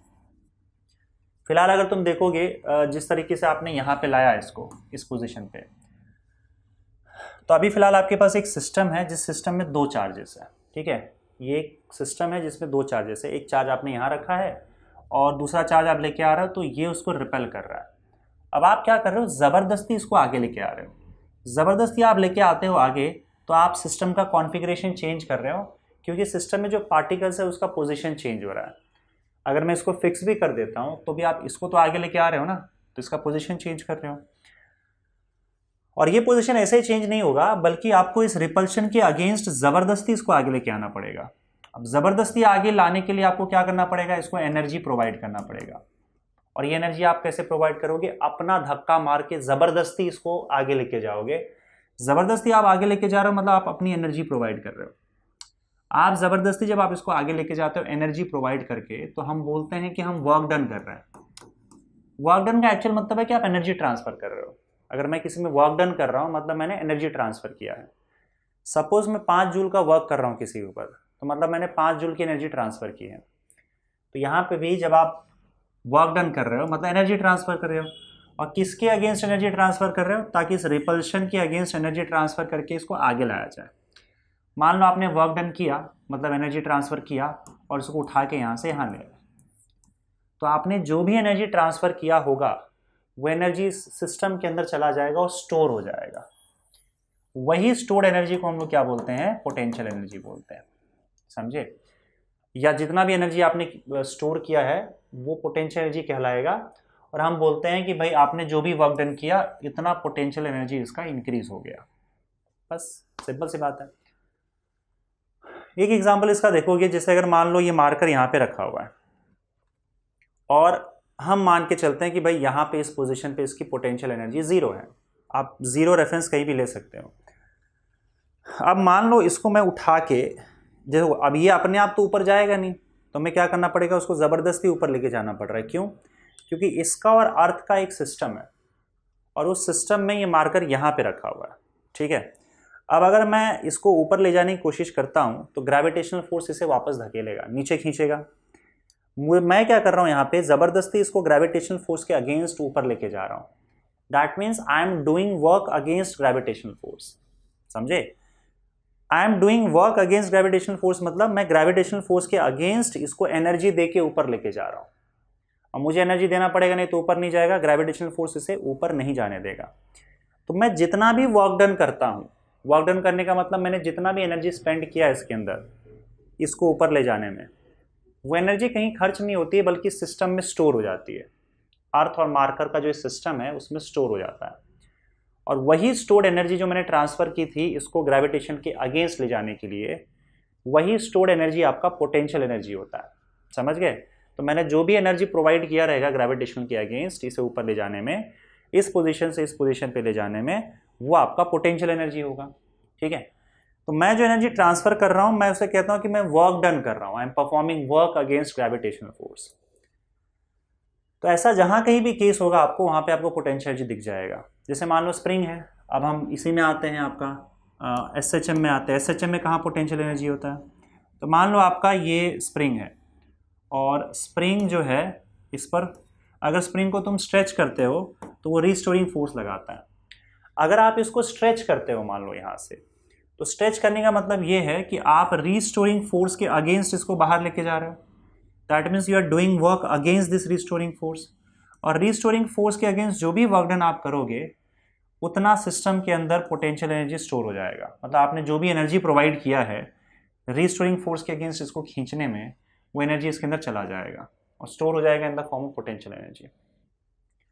अब ये एनर्जी आपको दिख भी जाता है। कैसे दिखता है? देखो, पोटेंशियल एनर्जी आपको दिखेगा नहीं, वो स्टोर्ड है, पोटेंशियल है, पर बाद में वो काइनेटिक एनर्जी के फॉर्म में आपको दिख जाता है। जैसे मान लो इस मार्कर के अंदर मैंने एनर्जी स्टोर किया, पर अभी मुझे पता नहीं चल रहा है इसमें एनर्जी स्टोर्ड है कि नहीं है। पर जब मैं इसको छोड़ता हूँ तो ये काइनेटिक एनर्जी के फॉर्म में, वही जो मेरा दिया हुआ एनर्जी है वो काइनेटिक एनर्जी के फॉर्म में मुझे दिखने लग जाता है। इसके पास काइनेटिक एनर्जी आ जाती है तो मैं समझ जाता हूँ कि हाँ भाई, जब ऊपर लेके गया था तो इसके अंदर एनर्जी स्टोर हो गई थी और वही स्टोर्ड पोटेंशियल एनर्जी बाद में काइनेटिक एनर्जी में कन्वर्ट हो गई। समझ रहे हो? वैसे यहाँ पे भी होगा, इसको आप पकड़ के खींचो यहाँ पे और छोड़ दो तो आपको दिखेगा ये वेलोसिटी से भागना चालू कर देगा, मतलब इसके पास काइनेटिक एनर्जी आ गई है। कहाँ से आई? आपने जो खींच के स्टोर किया ना काइनेटिक पोटेंशियल एनर्जी, वही बाद में काइनेटिक एनर्जी के फॉर्म में कन्वर्ट होके वापस आ गई। तो जहाँ कहीं भी आप किसी वर्क के अगेंस्ट जहाँ कहीं भी आप किसी फोर्स के अगेंस्ट वर्क करते हो, फोर्स के अगेंस्ट अगर आपने कुछ वर्क किया है, एनर्जी सप्लाई किया है, तो वो एनर्जी या वो वर्क डन जो आपने किया वो सिस्टम के अंदर स्टोर हो जाता है और उसी को हम लोग पोटेंशियल एनर्जी बोलते हैं। वो पोटेंशियल एनर्जी आपको बाद में काइनेटिक एनर्जी के फॉर्म में दिख जाएगा। पर क्या ऐसा हमेशा ज़रूरी है कि पोटेंशियल एनर्जी स्टोर हो? जैसे अगर मान लो मैं टेबल पे रखता हूँ, यहाँ पे टेबल पे अगर मान लो मैंने पेन रखा और उसको घसीट के मैं आगे लेके जा रहा हूँ, तो टेबल और पेन के बीच में एक फ्रिक्शन फोर्स होता है। तो मैं फ्रिक्शन फोर्स के अगेंस्ट इसको अगर मैं आगे लेके जाता हूँ तो मैं देखता हूँ कि यार इसमें तो कोई एनर्जी स्टोर नहीं हुआ, क्योंकि मैं मार्कर को छोड़ भी देता हूँ तो मार्कर वापस से काइनेटिक एनर्जी के फॉर्म में काइनेटिक एनर्जी लेकर आता नहीं है। तो फिर मेरा दिया हुआ एनर्जी गया किधर? क्योंकि मैंने एनर्जी तो दिया है इसे, फ्रिक्शन के अगेंस्ट मैंने वर्क किया, फ्रिक्शन के अगेंस्ट इस मैंने एनर्जी ट्रांसफ़र करके इसको आगे ले गया, लेकिन यहाँ पे मुझे साफ साफ दिख रहा है कि इसके अंदर कोई एनर्जी स्टोर नहीं हुआ है। तो मैंने जो फ्रिक्शन के अगेंस्ट इसको एनर्जी दिया था घसीट के लाने में, वो एनर्जी गई कहाँ? एक्चुअली में इस केस में जो एनर्जी होता है वो सिस्टम में स्टोर नहीं हो पाता है, बल्कि सिस्टम के बाहर आ जाता है हीट, लाइट या साउंड के फॉर्म में। समझे? हीट, लाइट या साउंड के फॉर्म में एनर्जी आपका वेस्ट हो जाता है। तो ऐसा फोर्स जो आपका एनर्जी वेस्ट कर देता है सिस्टम में स्टोर नहीं होने देता, जैसे कि ये फ्रिक्शन, उसे हम लोग नॉन कंजर्वेटिव फोर्स बोलते हैं। और नॉन कंजर्वेटिव फोर्स के लिए पोटेंशियल एनर्जी डिफाइन नहीं हो सकता, क्योंकि वो सिस्टम में एनर्जी को रहने ही नहीं देता। लेकिन अगर आप किसी कंजर्वेटिव फोर्स के अगेंस्ट ये काम करते हैं, जैसे ग्रेविटी के अगेंस्ट लेके जाओ इसको, एनर्जी स्टोर हो जाएगा। स्प्रिंग फोर्स के अगेंस्ट काम करो, वर्क डन करो, एनर्जी दो, तो एनर्जी स्टोर हो जाएगा in the form of potential energy. Charges का जो फोर्स होता है उसके अगेंस्ट अगर आप एनर्जी दोगे, इसमें भी ऐसा ही होता है ना, चार्ज है, आप जबरदस्ती किसी चार्ज को यहाँ ले आओ फिर छोड़ दो, तो इसका पोटेंशियल एनर्जी काइनेटिक एनर्जी में कन्वर्ट होकर भागने लग जाएगा। तो इसमें भी आपका एनर्जी स्टोर हो जाता है, पोटेंशियल एनर्जी। जिस केस में पोटेंशियल एनर्जी के फॉर्म में एनर्जी स्टोर होता है, आपका दिया हुआ वर्क डन वेस्ट नहीं होता, एनर्जी स्टोर हो जाता है पोटेंशियल एनर्जी के फॉर्म में, ऐसे फोर्सेस को हम लोग कंजर्वेटिव फोर्सेस बोलते हैं। और ध्यान रहे, पोटेंशियल एनर्जी सिर्फ कंजर्वेटिव फोर्सेस के लिए ही होता है। तो ग्रेविटेशनल फोर्स, इलेक्ट्रोस्टैटिक फोर्स जो चार्जेस की बात कर रहा था मैं, और स्प्रिंग फोर्स, ये सारे के सारे कंजर्वेटिव फोर्स है। लेकिन एयर रेजिस्टेंस, आपका जो फ्रिक्शन है, इनके अगेंस्ट अगर तुम कोई काम करोगे तो वेस्ट हो जाएगा। ये सारे के सारे नॉन कंजर्वेटिव फोर्स है। अब क्योंकि सिंपल हार्मोनिक मोशन में आपका स्प्रिंग फोर्स लगता है, या फिर सिंपल हार्मोनिक मोशन में जो फोर्स लगता है वो आपका कंजर्वेटिव फोर्स होता है, तो इस केस में पोटेंशियल एनर्जी डेफिनेटली यहाँ पे स्टोर होगा। तो मान लो आपका जो पोटेंशियल एनर्जी है वो, या आपका जो ऑब्जेक्ट है वो 2 पॉइंट के बीच में ऑसिलेट कर रहा है, तो पोटेंशियल एनर्जी किस जगह पे कितना होगा ये हम चेक करना है। मान लो आपका जो मीन पोजीशन है वो यहाँ पे है, ये रहा आपका मीन पोजीशन, और फिलहाल आपका पार्टिकल जो है वो पार्टिकल x डिस्टेंस पे यहाँ पे है फिलहाल इस पॉइंट पे, ठीक है। अब देखो, अगर सपोज करो मैं यहाँ पे फोर्स लगा के इसको खींचता हूँ, तो हम सबको पता है कि हम जो फोर्स, अप्लाइड फोर्स लगाते हैं, उतना ही आपका यहाँ पे क्या बोलते हैं उसको, रीस्टोरिंग फोर्स लगता है। रीस्टोरिंग फोर्स आपके अप्लाइड फोर्स के बराबर होता है ना। तो अब अप्लाइड फोर्स आप लगा रहे हो या रीस्टोरिंग फोर्स लगा रहे हो, दोनों एक ही चीज़ है, दोनों का वैल्यू सेम है। लेकिन हमको देखना है यहाँ पे हम क्या करेंगे, ये जो रीस्टोरिंग फोर्स है ना F, इसका वैल्यू हम लोग को पता है -kx होता है। तो हम लोग यही वाला वैल्यू यूज करेंगे, क्योंकि ये अप्लाइड फोर्स के बराबर ही होता है। तो अगर सपोज करो मैं यहाँ पे, पहले तो मैं वर्क डन निकालेंगे हम लोग, जो भी वर्क डन रहेगा वही as a potential energy system में स्टोर हो जाएगा। तो जो वर्क डन का फॉर्मूला है, पहले एक काम करते हैं, छोटा सा वर्क डन निकालते हैं यहाँ से, क्योंकि देखो प्रॉब्लम ये है कि आपका फोर्स कांस्टेंट नहीं होता, मतलब यहाँ पे फोर्स अलग हो गया, F = -kx होता है ना, अलग अलग x के लिए आपका फोर्स का वैल्यू अलग अलग होगा। तो हम यहाँ पे क्या करेंगे बताओ, अलग अलग x के लिए फोर्स का वैल्यू अलग अलग होगा, तो हम ये वाला वर्क डन का फॉर्मूला यूज नहीं कर सकते हैं, सीधा सीधा फोर्स इनटू डिस्प्लेसमेंट, क्योंकि फोर्स अगर वेरिएबल होता है, कांस्टेंट नहीं होता है, तो ये फॉर्मूला नहीं चलता है। तो कौन सा फॉर्मूला चलता है, अगर फोर्स कांस्टेंट ना हो, फोर्स चेंज होता हो, तो फिर हम इंटीग्रेशन यूज करते हैं, इंटीग्रेशन ऑफ dw, मतलब छोटा सा वर्क डन निकालेंगे, उसको इंटीग्रेट कर देंगे, ठीक है। और dw को हम क्या लिखते हैं, F × dx। तो ये पहले छोटा सा वर्क डन F dx निकालेंगे और उसके बाद उसको इंटीग्रेट कर देंगे।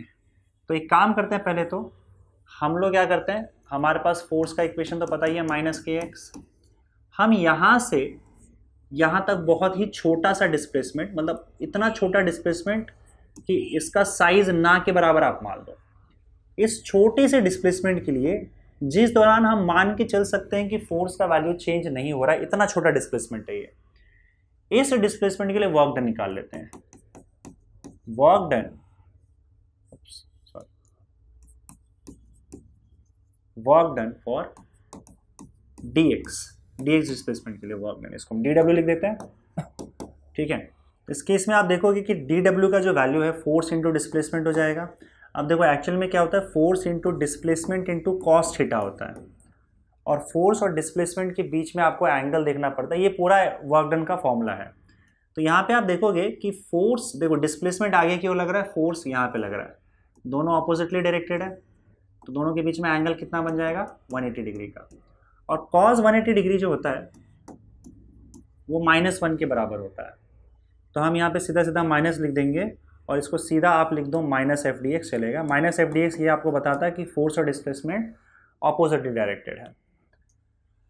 और फिर ऊपर से f का वैल्यू डाल दो, तो वर्क डन डी डब्ल्यू क्या हो जाएगा,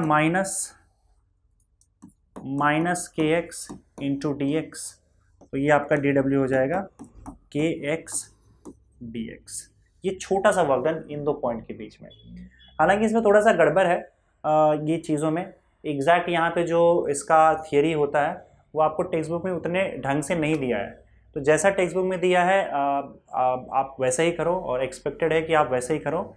उतना ज़्यादा डिटेल में जाओगे तो शायद फंस जाओगे, या फिर हो सकता है कि वो एक्सपेक्टेशन आपसे ना हो। तो इसलिए जैसा सिंपल तरीके से लिखा हुआ है बुक में, थोड़ा सा एक माइन्यूट डिफरेंस है, गड़बड़ है इसके अंदर, लेकिन मैं उतने डिटेल में अभी फ़िलहाल जाना नहीं चाहता, उसकी ज़रूरत भी नहीं है आपको यहाँ पे फ़िलहाल, राइट।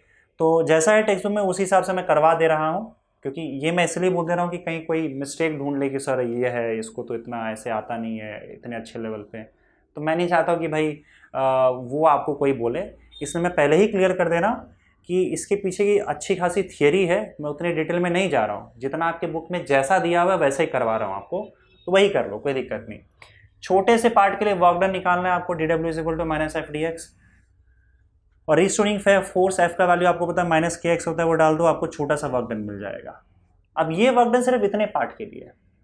मान लो हम वर्क डन निकालना चाहते हैं 0 से लेकर x तक के लिए, अगर मैं उसको x तक इसको खींचता हूं, तो वर्क डन फ्रॉम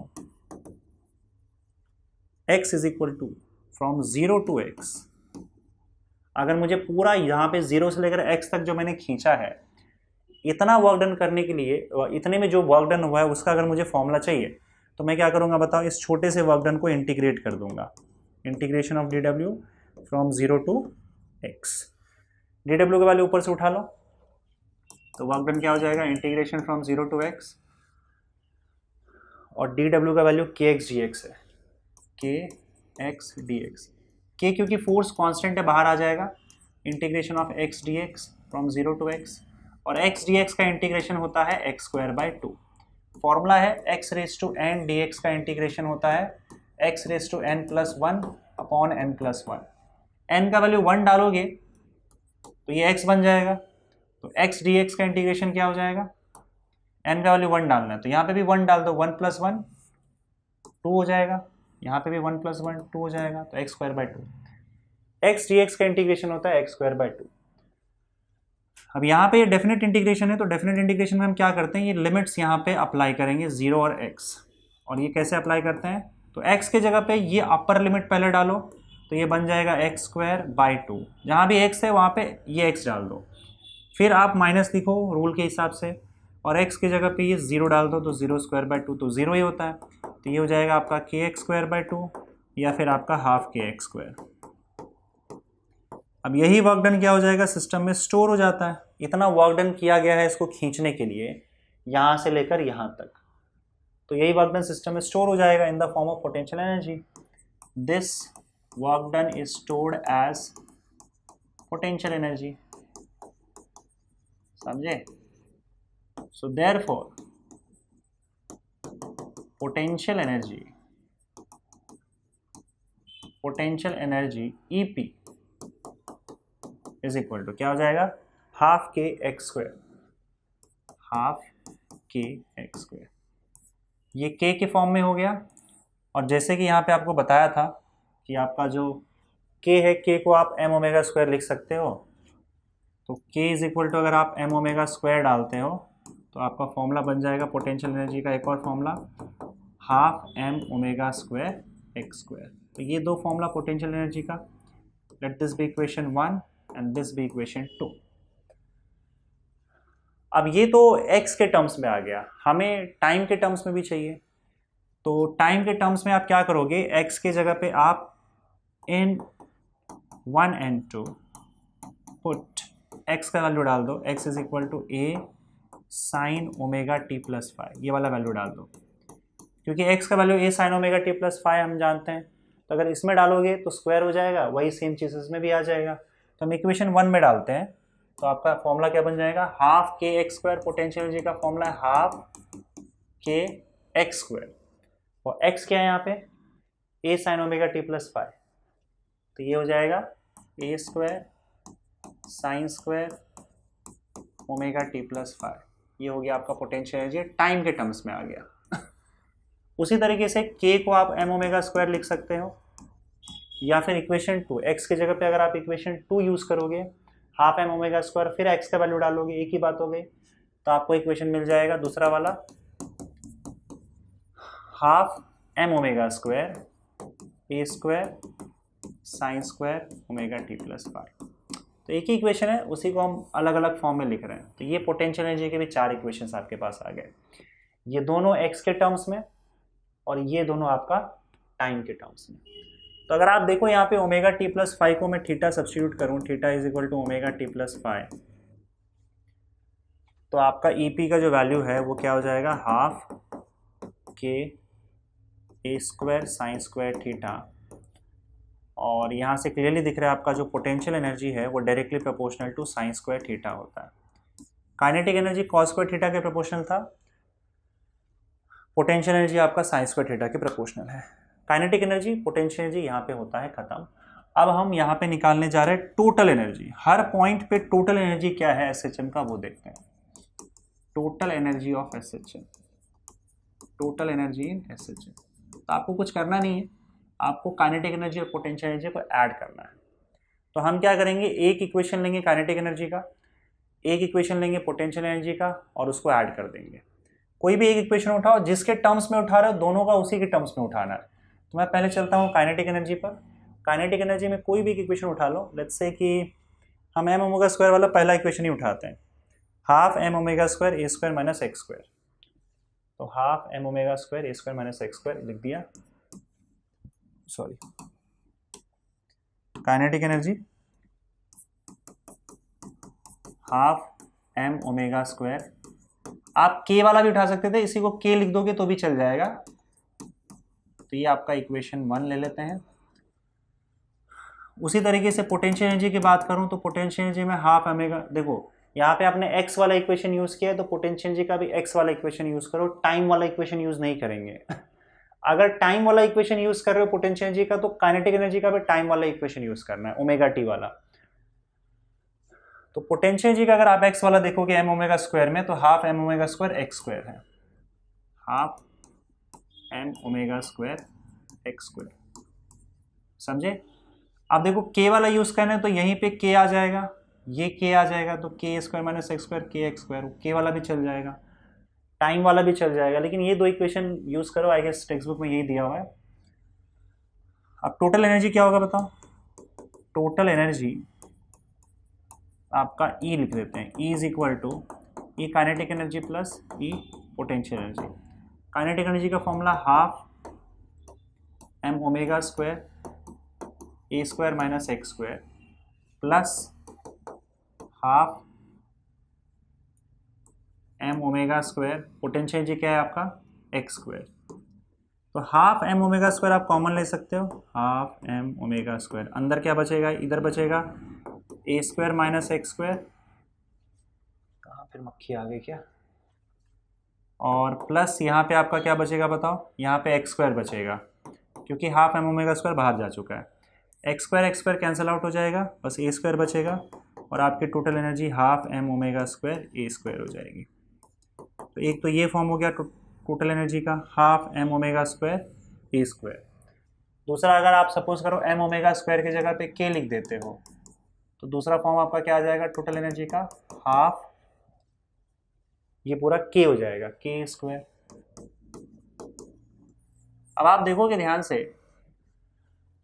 तो टोटल एनर्जी में ऐसा कोई टर्म नहीं है जो वेरिएबल है, जो बार बार चेंज हो रहा है, क्योंकि देखो चेंज दो ही चीज हो रही है, पोजीशन चेंज हो रहा है पार्टिकल का, और दूसरा टाइम जो है वो चेंज हो रहा है। ना तो यहाँ पे टाइम आ रहा है ना तो एक्स आ रहा है, यहाँ पे भी ना टाइम आ रहा है ना एक्स आ रहा है। तो हम बोल सकते हैं कि total energy E remains constant through out the motion. चाहे कोई भी पोजीशन हो, टोटल एनर्जी का वैल्यू फिक्स है, कहीं भी रहे हो आप, टोटल एनर्जी इतना ही रहेगा।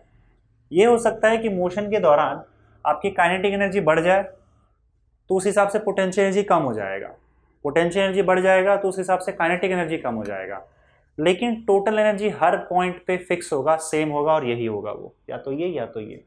So total energy E remains constant through out the motion,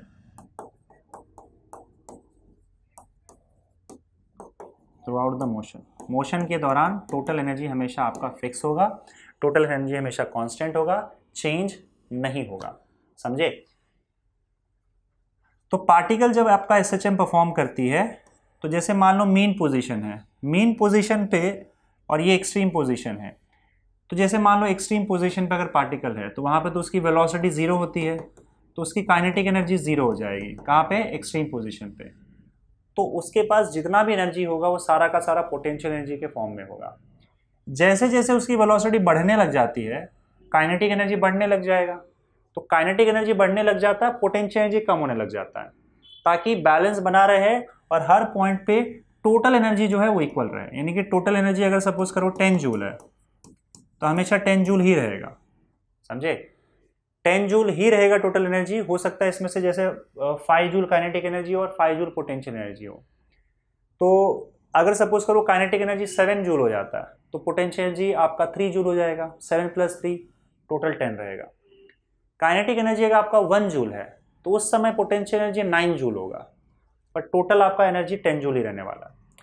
किसी पॉइंट पे काइनेटिक एनर्जी अगर आपका 0 हो जाए तो पूरा एनर्जी आपका पोटेंशियल एनर्जी होगा और पोटेंशियल एनर्जी का वैल्यू 10 जूल होगा। किसी पॉइंट पे अगर पोटेंशियल एनर्जी 0 हो जाए तो काइनेटिक एनर्जी का वैल्यू 10 जूल होगा। टोटल देखो, काइनेटिक एनर्जी पोटेंशियल एनर्जी आपस में चेंज होते रहेंगे, लेकिन टोटल एनर्जी हमेशा आपका कांस्टेंट होगा, वो चेंज नहीं होगा। तो ये हो गया आपका टोटल एनर्जी का case.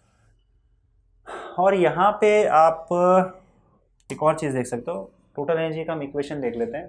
Total energy E is equal to क्या हो जाएगा आपका, ½ K² ठीक है।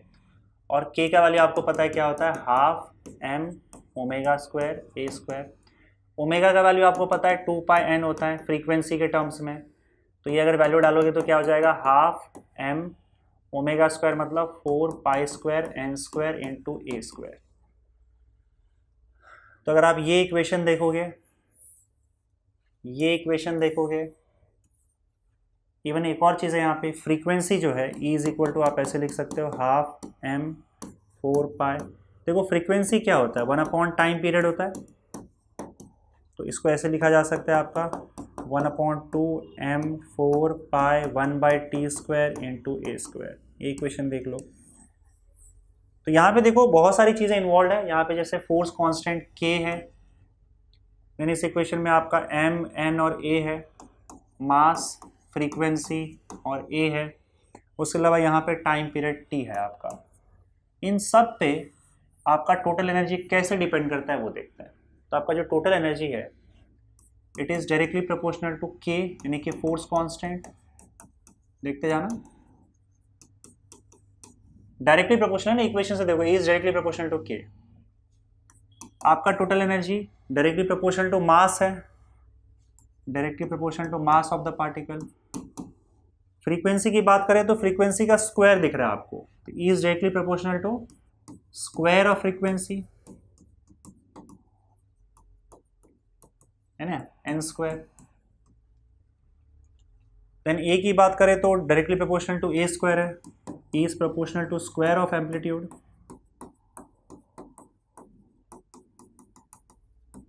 और अगर टाइम पीरियड की बात करें तो E इज इनवर्सली प्रोपोर्शनल। देखो टाइम पीरियड का इनवर्सली प्रोपोर्शनल है, T² के इनवर्सली प्रोपोर्शनल है, तो आपका total energy is inversely proportional to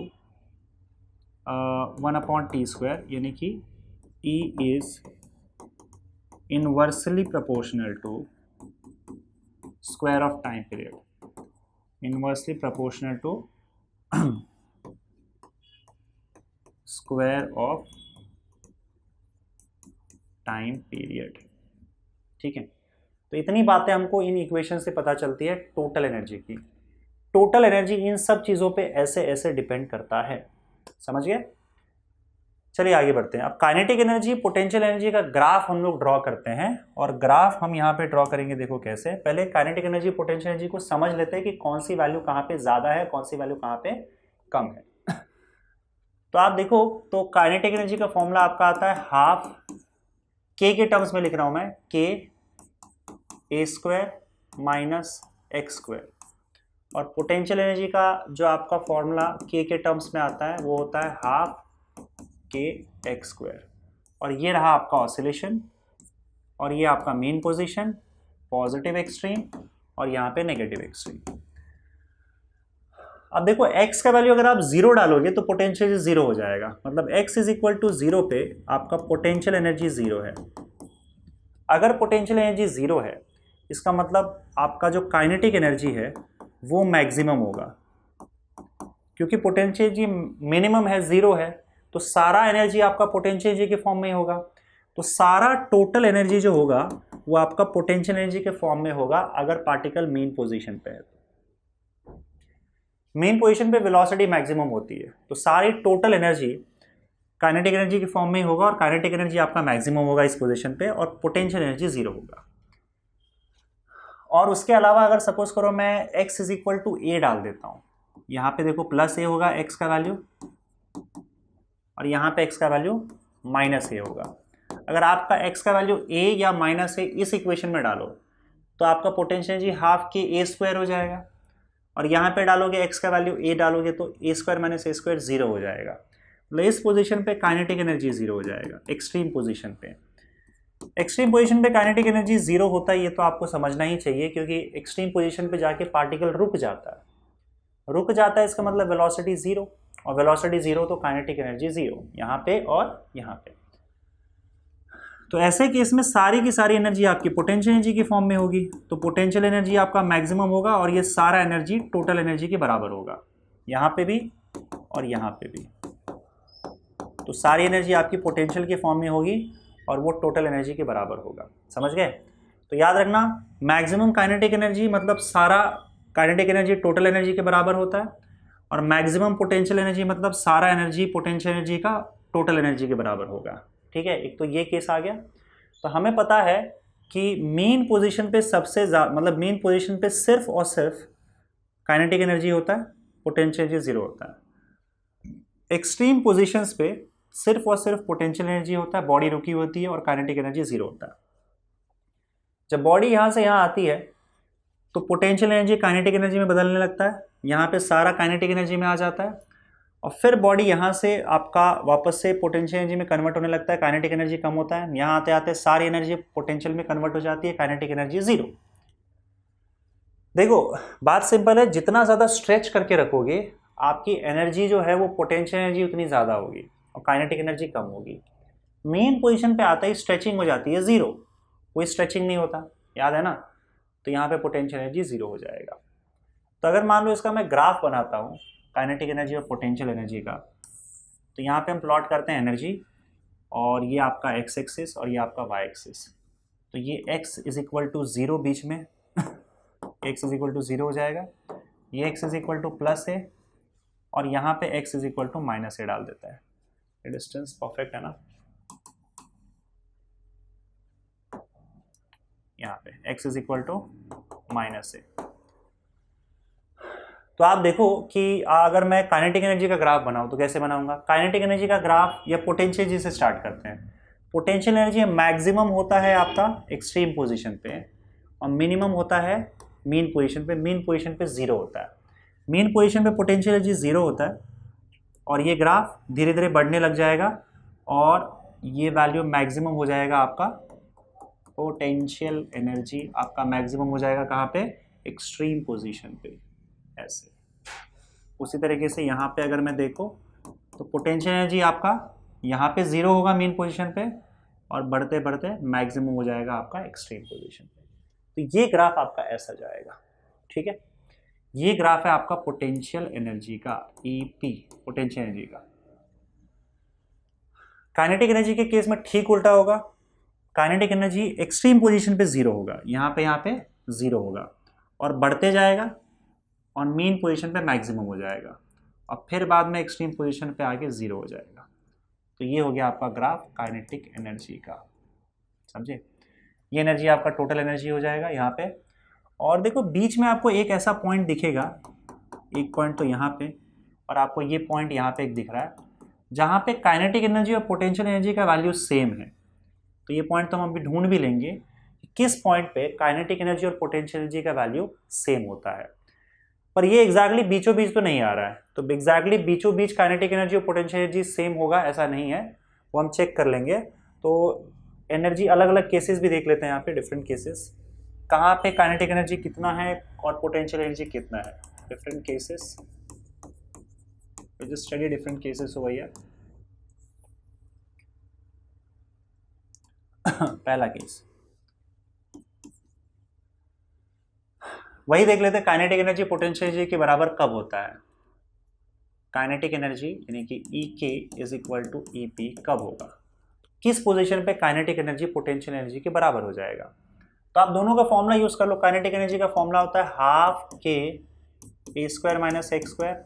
आप कोई भी इक्वेशन यूज कर सकते हो, एम ओमेगा स्क्वायर वाला या फिर के वाला, और एक्स वाला ही यूज करना है क्योंकि हमें एक्स चाहिए ना, तो दोनों का एक्स वाला ही यूज करना है। तो काइनेटिक एनर्जी का फॉर्मूला हाफ के ए square minus x square, potential energy का हाफ के एक्स स्क्वायर होता है, हाफ के एक्स स्क्वायर। हाफ के दोनों तरफ से कैंसिल आउट हो जाएगा, यहाँ पे ए स्क्वायर माइनस एक्स स्क्वायर जो होगा वो एक्स स्क्वायर के बराबर हो जाएगा। इसका मतलब A square will be equal to 2x स्क्वायर, एक्स स्क्वायर वहाँ जाके 2x स्क्वायर हो जाएगा। यहाँ से आपको दिख जाएगा एक्स स्क्वायर का वैल्यू जो है वो ए स्क्वायर बाई 2 है। स्क्वायर रूट लोगे दोनों तरफ तो एक्स का वैल्यू प्लस और माइनस ए अपॉन रूट 2 आ जाएगा। तो ए अपॉन रूट 2 पे, not a by 2, A by 2 मतलब एग्जैक्टली बीच में आधे पे, क्योंकि देखो आपका ये जो ऑसिलेशन होता है वो मीन पोजीशन से लेकर एक्सट्रीम पोजीशन के बीच में जो डिस्टेंस होता है वो ए होता है। तो a बाय रूट 2 पे, नॉट a बाय 2, ध्यान दो, a बाय रूट 2 पे आपका जो वैल्यू होता है x का, वो उस पर आपका काइनेटिक एनर्जी और पोटेंशियल एनर्जी दोनों सेम हो जाएगा। ठीक है, चलिए सेकेंड केस देख लेते हैं यहाँ पे कि x is equal to a by 2 पर क्या होता है, एग्जैक्टली बीचों बीच क्या होता है वो चेक कर लेते हैं। x is equal to a by 2 पे, तो काइनेटिक एनर्जी का फॉर्मूला आपका क्या आ जाएगा, kinetic energy is equal to half के एक्स स्क्वायर, तो सॉरी हाफ के ए स्क्वायर माइनस एक्स स्क्वायर होगा, a square minus x square. तो हाफ के ए स्क्वायर माइनस एक्स का वैल्यू ए बाई 2 है तो माइनस ए स्क्वायर बाई 4 हो जाएगा, समझ गए ना। एक्स का वैल्यू ए बाई 2 डाल दो तो ए स्क्वायर बाई 4, तो ये क्या हो जाएगा आपका हाफ के 3 ए स्क्वायर बाई 4, तो ये क्या हो जाएगा आपका 3 बाई 4 इंटू हाफ के ए स्क्वायर। इस फॉर्मेट में लिखो आप, हाफ के ए स्क्वायर को अलग रहने दो, उसका रीज़न मैं आपको बाद में बताऊंगा, आपको बाद में क्लियर हो जाएगा। ये हो गया काइनेटिक एनर्जी का फॉर्मूला। 3 बाई 4 मैंने बाहर निकाल लिया और हाफ के ए स्क्वायर। उसी तरह से पोटेंशियल एनर्जी निकाल लो, प्लस और माइनस ए बाई 2 पे, इसको प्लस और माइनस ए बाई 2 लिख देता हूँ मैं। प्लस और माइनस ए बाई 2 मतलब एग्जैक्टली बीचों बीच यहाँ पे और एग्जैक्टली बीचों बीच इस साइड में, minus A by 2 plus A by 2। ठीक है, पोटेंशियल एनर्जी की बात कर लेते हैं। पोटेंशियल एनर्जी ई पी का फॉर्मूला क्या होता है, हाफ के एक्स स्क्वायर, एक्स की जगह पे ये वैल्यू डाल दो तो हाफ के ए स्क्वायर बाई 4 हो जाएगा। अब देखो 1 बाई 4 को साइड में ले लो तो ई पी का वैल्यू आएगा आपका 1 by 4 into half k square, यही होगा ना। 1 बाई 4 जो है उसको साइड में रखोगे तो हाफ के स्क्वायर अंदर चला जाएगा, इसको इक्वेशन 2 डाल दो। अब काइनेटिक एनर्जी और पोटेंशियल एनर्जी को डिवाइड कर दो, तो ई के अपॉन ई पी, ई के का वैल्यू क्या है 3 by 4 half k square, 3 by 4 half k square, और ई पी का वैल्यू क्या है यहाँ पे 1 by 4 half k square, half k square. तो हाफ के स्क्वायर तो हो गया कैंसिल, इसलिए हाफ के स्क्वायर साइड में रखने बोला था मैंने, और नीचे से 4 भी चला जाएगा। तो यहाँ आप देखोगे कि E K is equal to 3 times E P, E K E P का 3 गुना ज़्यादा है। इसका मतलब क्या कि अगर सपोज करो टोटल 4 है, टोटल एनर्जी आपका 4 है, तो उसमें से ई पी का वैल्यू 1 होगा, ई पी का वैल्यू 1 डालोगे तो ई के का वैल्यू 3 हो जाएगा। इन शॉर्ट 4 में से 3 हिस्सा काइनेटिक एनर्जी का है और 1 हिस्सा आपका पोटेंशियल एनर्जी है। तो 100 को अगर आप 4 हिस्से में डिवाइड करोगे तो 4 हिस्सा कैसा होगा 25%, 25%, 25% और 25%, ऐसा ना। तो आप देखोगे कि एक ही हिस्सा पोटेंशियल एनर्जी का आ रहा है, इसका मतलब ए बाई 2 पे 30% पोटेंशियल एनर्जी होता है और 30% नहीं बोल रहा हूँ, 25% आपका पोटेंशियल एनर्जी होता है और 75% आपका काइनेटिक एनर्जी होता है। एक हिस्सा पोटेंशियल एनर्जी तो 3 हिस्सा आपका काइनेटिक एनर्जी का होगा टोटल एनर्जी का। तो टोटल एनर्जी में से 25% पोटेंशियल एनर्जी और 75% आपका काइनेटिक एनर्जी होता है। x is equal to a/2 यानी कि बीचों बीच में। तो बीचों बीच में आधा डिवाइडेड नहीं है भाई, बीचों बीच में 75% एनर्जी काइनेटिक का होता है। काइनेटिक एनर्जी काफी ज्यादा होता है, 3 गुना ज्यादा होता है पोटेंशियल एनर्जी से। x is equal to a/2 यानी कि बीचों बीच, आपका मीन और एक्सट्रीम के बीच में। ठीक है, एक केस इन्होंने और देके रखा था, काइनेटिक एनर्जी पोटेंशियल एनर्जी के इक्वल हो जाएगा और मैक्सिमम मिनिमम वैल्यू तो मैंने आपको एक्सप्लेन कर ही दिया स्पेशल केस में, बस। ठीक है, मैक्सिमम मिनिमम वैल्यूज मैंने आपको बच्चों यहीं पे एक्सप्लेन कर दिया, उन्होंने स्पेशल केस में लिख के रखा हुआ है। मैंने आपको बता दिया कि अगर सपोज करो आप यहाँ पे x का वैल्यू डालोगे तो यहाँ पे मैं लिख दूँ, क्या चलेगा क्या? एट मीन पोजीशन यहाँ पे लिख देता हूँ मैं। मीन पोजीशन का मतलब क्या? x इज इक्वल टू 0 पे। तो x इज इक्वल टू 0 पे हमने देखा कि आपका काइनेटिक एनर्जी 0 हो जाएगा, सॉरी पोटेंशियल एनर्जी 0 हो जाएगा और काइनेटिक एनर्जी जो है वो मैक्सिमम होगा और वो E के बराबर हो जाएगा and that is equal to half के ए स्क्वायर। देख सकते हो आप यहाँ पे x का वैल्यू 0 डालोगे तो हाफ के स्क्वायर हो जाएगा। तो ये हो गया आपका काइनेटिक एनर्जी मैक्सिमम किस पे? मीन पोजीशन पे। एट एक्सट्रीम पोजीशंस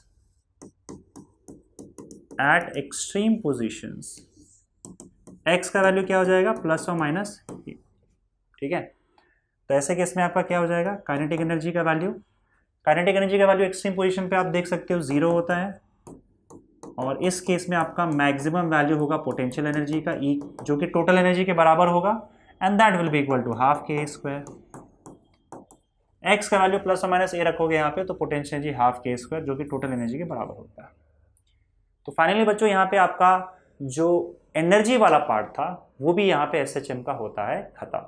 आगे बढ़ते हैं बच्चों और बात करते हैं यहाँ पे सिंपल पेंडुलम के बारे में। देखो 2 सिंपल पेंडुलम की बात यहाँ पे होती है, आइडियल सिंपल पेंडुलम और practical simple pendulum. Ideal simple pendulum जिसे हम आइडियल मानते हैं पर हमें पता है कि वो एक्चुअल में आपको प्रैक्टिकली दिख नहीं पाएगा। तो आइडियल सिंपल पेंडुलम को कैसे डिफाइन किया जाता है कि आपका एक तो जो स्ट्रिंग है, मतलब सिंपल पेंडुलम में आप क्या करते हो, स्ट्रिंग से एक मास अटैच कर देते हो। तो आइडियल सिंपल पेंडुलम में क्या होता है, ये जो स्ट्रिंग है वो मासलेस होना चाहिए, उसका मास 0 होना चाहिए और वो इनएक्सटेंसिबल होना चाहिए, इनएक्सटेंसिबल। और उसके साथ जो यहाँ पे इसके साथ आप मास अटैच करोगे, जो भी आप इसको आप बॉब बोलते हो, ये बॉब अटैच करोगे, ये बॉब जो है वो पॉइंट मास होना चाहिए। पॉइंट मास मतलब जिसका कोई साइज ही ना हो, एकदम पॉइंट हो और वो हैवी होना चाहिए। समझ में आ रहा है? मतलब इसका मास तो होना चाहिए, काफ़ी मास होना चाहिए, लेकिन इसका कोई साइज नहीं होना चाहिए, पॉइंट मास होना चाहिए। तो ये तो आइडियल केस हो गया। अब आप पॉइंट कहाँ से लेके आओगे बताओ? एक हैवी पॉइंट ऑब्जेक्ट कहाँ से लेके आओगे? और दूसरी बात, ऐसी कौन से रेसे लेके आओगे जिसका मास बिल्कुल भी ना हो, 0 हो? तो हम क्या करते हैं यहाँ पे, ये तो हो गया आपका आइडियल सिंपल पेंडुलम। हम यहाँ पे डिफाइन करते हैं प्रैक्टिकल सिंपल पेंडुलम, कि इस आइडियल सिंपल पेंडुलम को हम प्रैक्टिकली कहाँ तक ले जा सकते हैं, प्रैक्टिकली यूज करने के लिए कौन सा पेंडुलम बनाएंगे हम लोग। तो आप देखो कि प्रैक्टिकल सिंपल पेंडुलम में हम क्या करते हैं, अब आइडियल सिंपल पेंडुलम एग्जैक्टली तो हम कहीं से ला नहीं पाएंगे, तो हम क्या करेंगे, यहाँ पे हम एक ऐसी रस्सी लेके आते हैं जिसका मास बहुत ही कम हो, ना के बराबर हो, वेरी लाइट एकदम। स्ट्रिंग जो होगा आपका, वो स्ट्रिंग एकदम लाइट होगा और इनएक्सटेंसिबल होगा। इनएक्सटेंसिबल का मतलब जिसका लेंथ चेंज ना हो, ये नहीं कि रबर बैंड लेके आना है, उसमें कोई मास अटैच किया तो फट से उसका लेंथ बढ़ गया। ऐसा रस्सी या ऐसा स्ट्रिंग जिसका लेंथ चेंज ना हो, तो इनएक्सटेंसिबल, लाइट, और उसके साथ आप जो इसमें मास अटैच करोगे ना, वो एक स्फीयर होना चाहिए।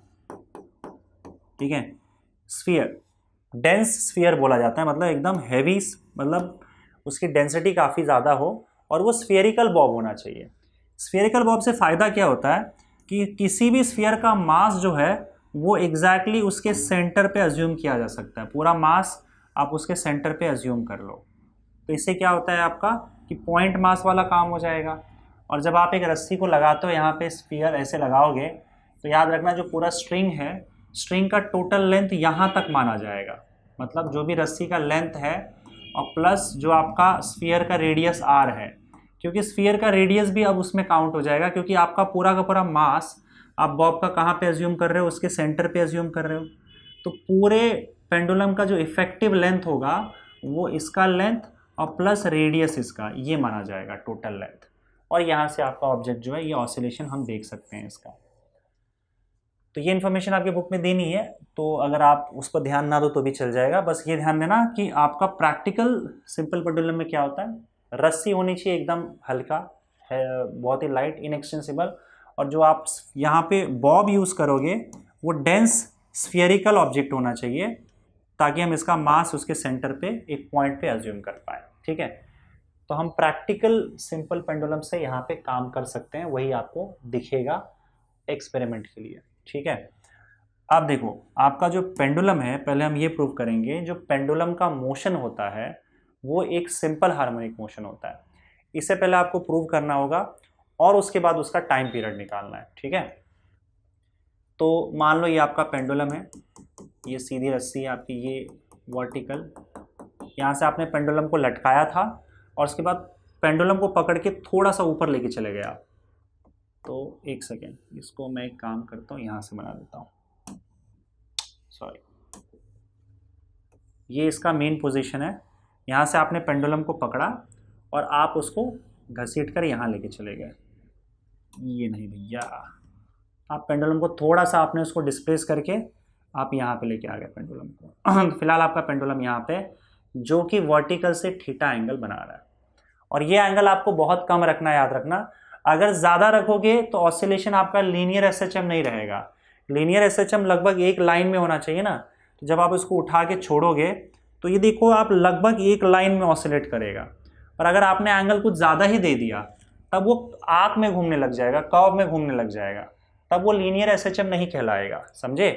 तो लीनियर एसएचएम के लिए ज़रूरी है कि इसका एम्पलीट्यूड जो है ऑसिलेशन का छोटा होना चाहिए, या फिर आप जो जिस एंगल से उसको आप डिस्प्लेस कर रहे हो एंगल काफ़ी छोटा होना चाहिए। इनफैक्ट ये एंगल काफ़ी छोटा होता है, ये एंगल हम करीबन 10 डिग्री से भी कम रखते हैं, इतना छोटा। अगर आप इसको छोड़ देते हो तो ये एक आर्क में घूमेगा ऐसे, और ये वापस रिटर्न आ जाता है। रिटर्न आ रहा है इसका मतलब कहीं ना कहीं इसके ऊपर रीस्टोरिंग फोर्स लग रहा है। ये रीस्टोरिंग फोर्स कौन सा है वो पता लगाने की कोशिश करते हैं।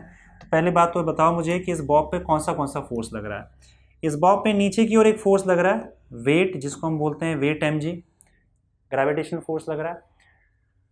उसके अलावा रस्सी इसको ऊपर खींच रही है। देखो अगर रस्सी ऊपर नहीं खींचती तो ये तो बॉब नीचे चला जाता है ग्रेविटेशनल फोर्स के वजह से, पर क्योंकि ये रस्सी से बंधा है और नीचे जाते समय ये रस्सी को खींच रहा है, क्योंकि रस्सी से बंधा है ना, तो रस्सी भी क्या करेगी, उसको ऊपर खींचेगी अपने स्ट्रिंग के अलोंग, और इस फोर्स को बोला जाता है tension in the string. This is tension in the string. तो आपको क्या करना है, इस टेंशन को दो कंपोनेंट में डिवाइड करना है। टेंशन को नहीं बल्कि आप वेट mg को दो कंपोनेंट में डिवाइड करो। अब वेट mg को अगर दो कंपोनेंट में डिवाइड करना है तो क्या करना पड़ेगा बताओ, हमको दो एक्सिस चूज करना पड़ेगा। तो आप एक एक्सिस जो है इस स्ट्रिंग के अलोंग ही चूज कर लो, इस स्ट्रिंग के अलोंग एक एक्सिस चूज कर लो, इसको y एक्सिस बोल देते हैं। और देखो इसके परपेंडिकुलर आप अगर चूज करोगे यहाँ पे तो एक एक्सिस आप इसके परपेंडिकुलर चूज कर लो, कुछ इस तरीके से, ऐसे, सही है। या ना सही, ये एंगल आप देख सकते हो, ये एंगल भी थीटा हो जाएगा। जस्ट अ सेकेंड, ये एंगल भी आपका थीटा हो जाएगा। क्यों बताओ, ये एंगल थीटा तो ये एंगल भी थीटा, दोनों करस्पॉन्डिंग एंगल्स हो गए। अब आप इसको दो कंपोनेंट में डिवाइड कर सकते हो वेट mg को।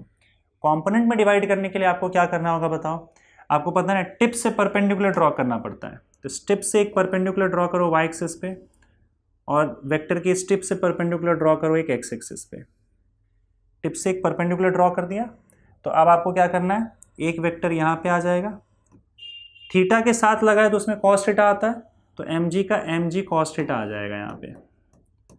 और यहाँ पे आपका थीटा के साथ नहीं है ये कंपोनेंट, तो ये क्या हो जाएगा आपका mg sin थीटा हो जाएगा। अब आपको पता है कि बॉब को यहाँ छोड़ोगे तो बॉब नीचे आएगा ऐसे, और टेंशन थोड़ा छोटा बना देना, क्योंकि एक्चुअली आपका mg cos थीटा छोटा आ रहा है, तो ये लेंथ और ये लेंथ इक्वल होना चाहिए लगभग, एग्जैक्ट नहीं पर लगभग इक्वल होना चाहिए। चलो ठीक है, ये टेंशन टी। अब देखो आपको पता है कि बॉब ऊपर नीचे तो जा नहीं रहा है, बॉब इस साइड ही आ रहा है, तो इस साइड लाने वाला फोर्स कौन है बताओ, mg sin थीटा है। तो mg sin थीटा वो फोर्स है जो उसे रिटर्न अपने मेन पोजीशन पे लाती है और रीस्टोरिंग फोर्स का काम करती है। तो रीस्टोरिंग फोर्स का काम यहाँ पे आपका mg sin थीटा कर रहा है, समझे। तो यहाँ पे मैं लिख देता हूँ कि यहाँ पे जो रीस्टोरिंग फोर्स का काम हो रहा है, रीस्टोरिंग फोर्स F, उसका काम, वो कौन काम कर रहा है, mg sin थीटा। इसे माइनस mg sin थीटा लिख रहा हूँ मैं, उसका रीज़न क्या है, थीटा जिस डायरेक्शन में इंक्रीज हो रहा है उसके ऑपोजिट डायरेक्शन में आपका ये फोर्स लग रहा है, इसलिए माइनस साइन यहाँ पे लगाया है। हालांकि माइनस साइन यहाँ पे यूज़ नहीं करना चाहिए था, क्योंकि वो माइनस साइन आपको आगे x जाके यूज़ करना चाहिए था जब हम x इंट्रोड्यूस करेंगे, पर क्योंकि आपके टेक्स्ट बुक में यहीं पे माइनस साइन डाल दिया है तो मैं यहीं पे लिख देता हूँ। मैं आपके टेक्स्ट बुक के हिसाब से जा रहा हूँ, कुछ केसेस में आपके टेक्स्ट बुक के हिसाब से ही मैं जा रहा हूँ, हालांकि वो चीज़ प्रॉपर नहीं होती है तो भी, ठीक है। तो ये आपके लिए भी सेफ ही होगा, मैं एग्जाम पर्पज़ की बात कर रहा हूँ, जबकि मैं बता दूंगा कि माइनस साइन कहाँ डालना चाहिए था, यहाँ पे मेरे हिसाब से नहीं आना चाहिए था। क्या ठीक है, चलेगा, कोई दिक्कत नहीं है। टेक्स्ट बुक में डाला है तो माइनस साइन डाल दो। एक्सप्लेनेशन के लिए आप बोल सकते हो कि भाई थीटा जहाँ इंक्रीज हो रहा है उसके ऑपोजिट डायरेक्शन में आपका ये फोर्स लग रहा है, तो इसलिए माइनस साइन यहाँ पे इंट्रोड्यूस कर दिया और ये रिस्टोरिंग फोर्स का काम कर रहा है। अब क्योंकि एंगल बहुत छोटा है, तो देखो जब एंगल बहुत छोटा होता है, theta is very small, theta is very small, तो हम जानते हैं कि आप साइन थीटा को थीटा लिख सकते हो, लेकिन फिर ये थीटा किस में होना चाहिए, रेडियन में होना चाहिए। Sine theta can be written as theta in radian, लेकिन जब ये थीटा बहुत छोटा हो यानी कि 10 डिग्री से कम हो तो ऐसा हो सकता है, वो हमने रखा है यहाँ पे। तो देयरफॉर आपका फॉर्मूला क्या बन जाएगा रिस्टोरिंग फोर्स का, माइनस mg थीटा, ठीक है। अब थीटा का फॉर्मूला क्या है बताओ, थीटा का जो फॉर्मूला होता है रेडियन में थीटा का फॉर्मूला होता है arc length divided by radius, arc length divided by radius.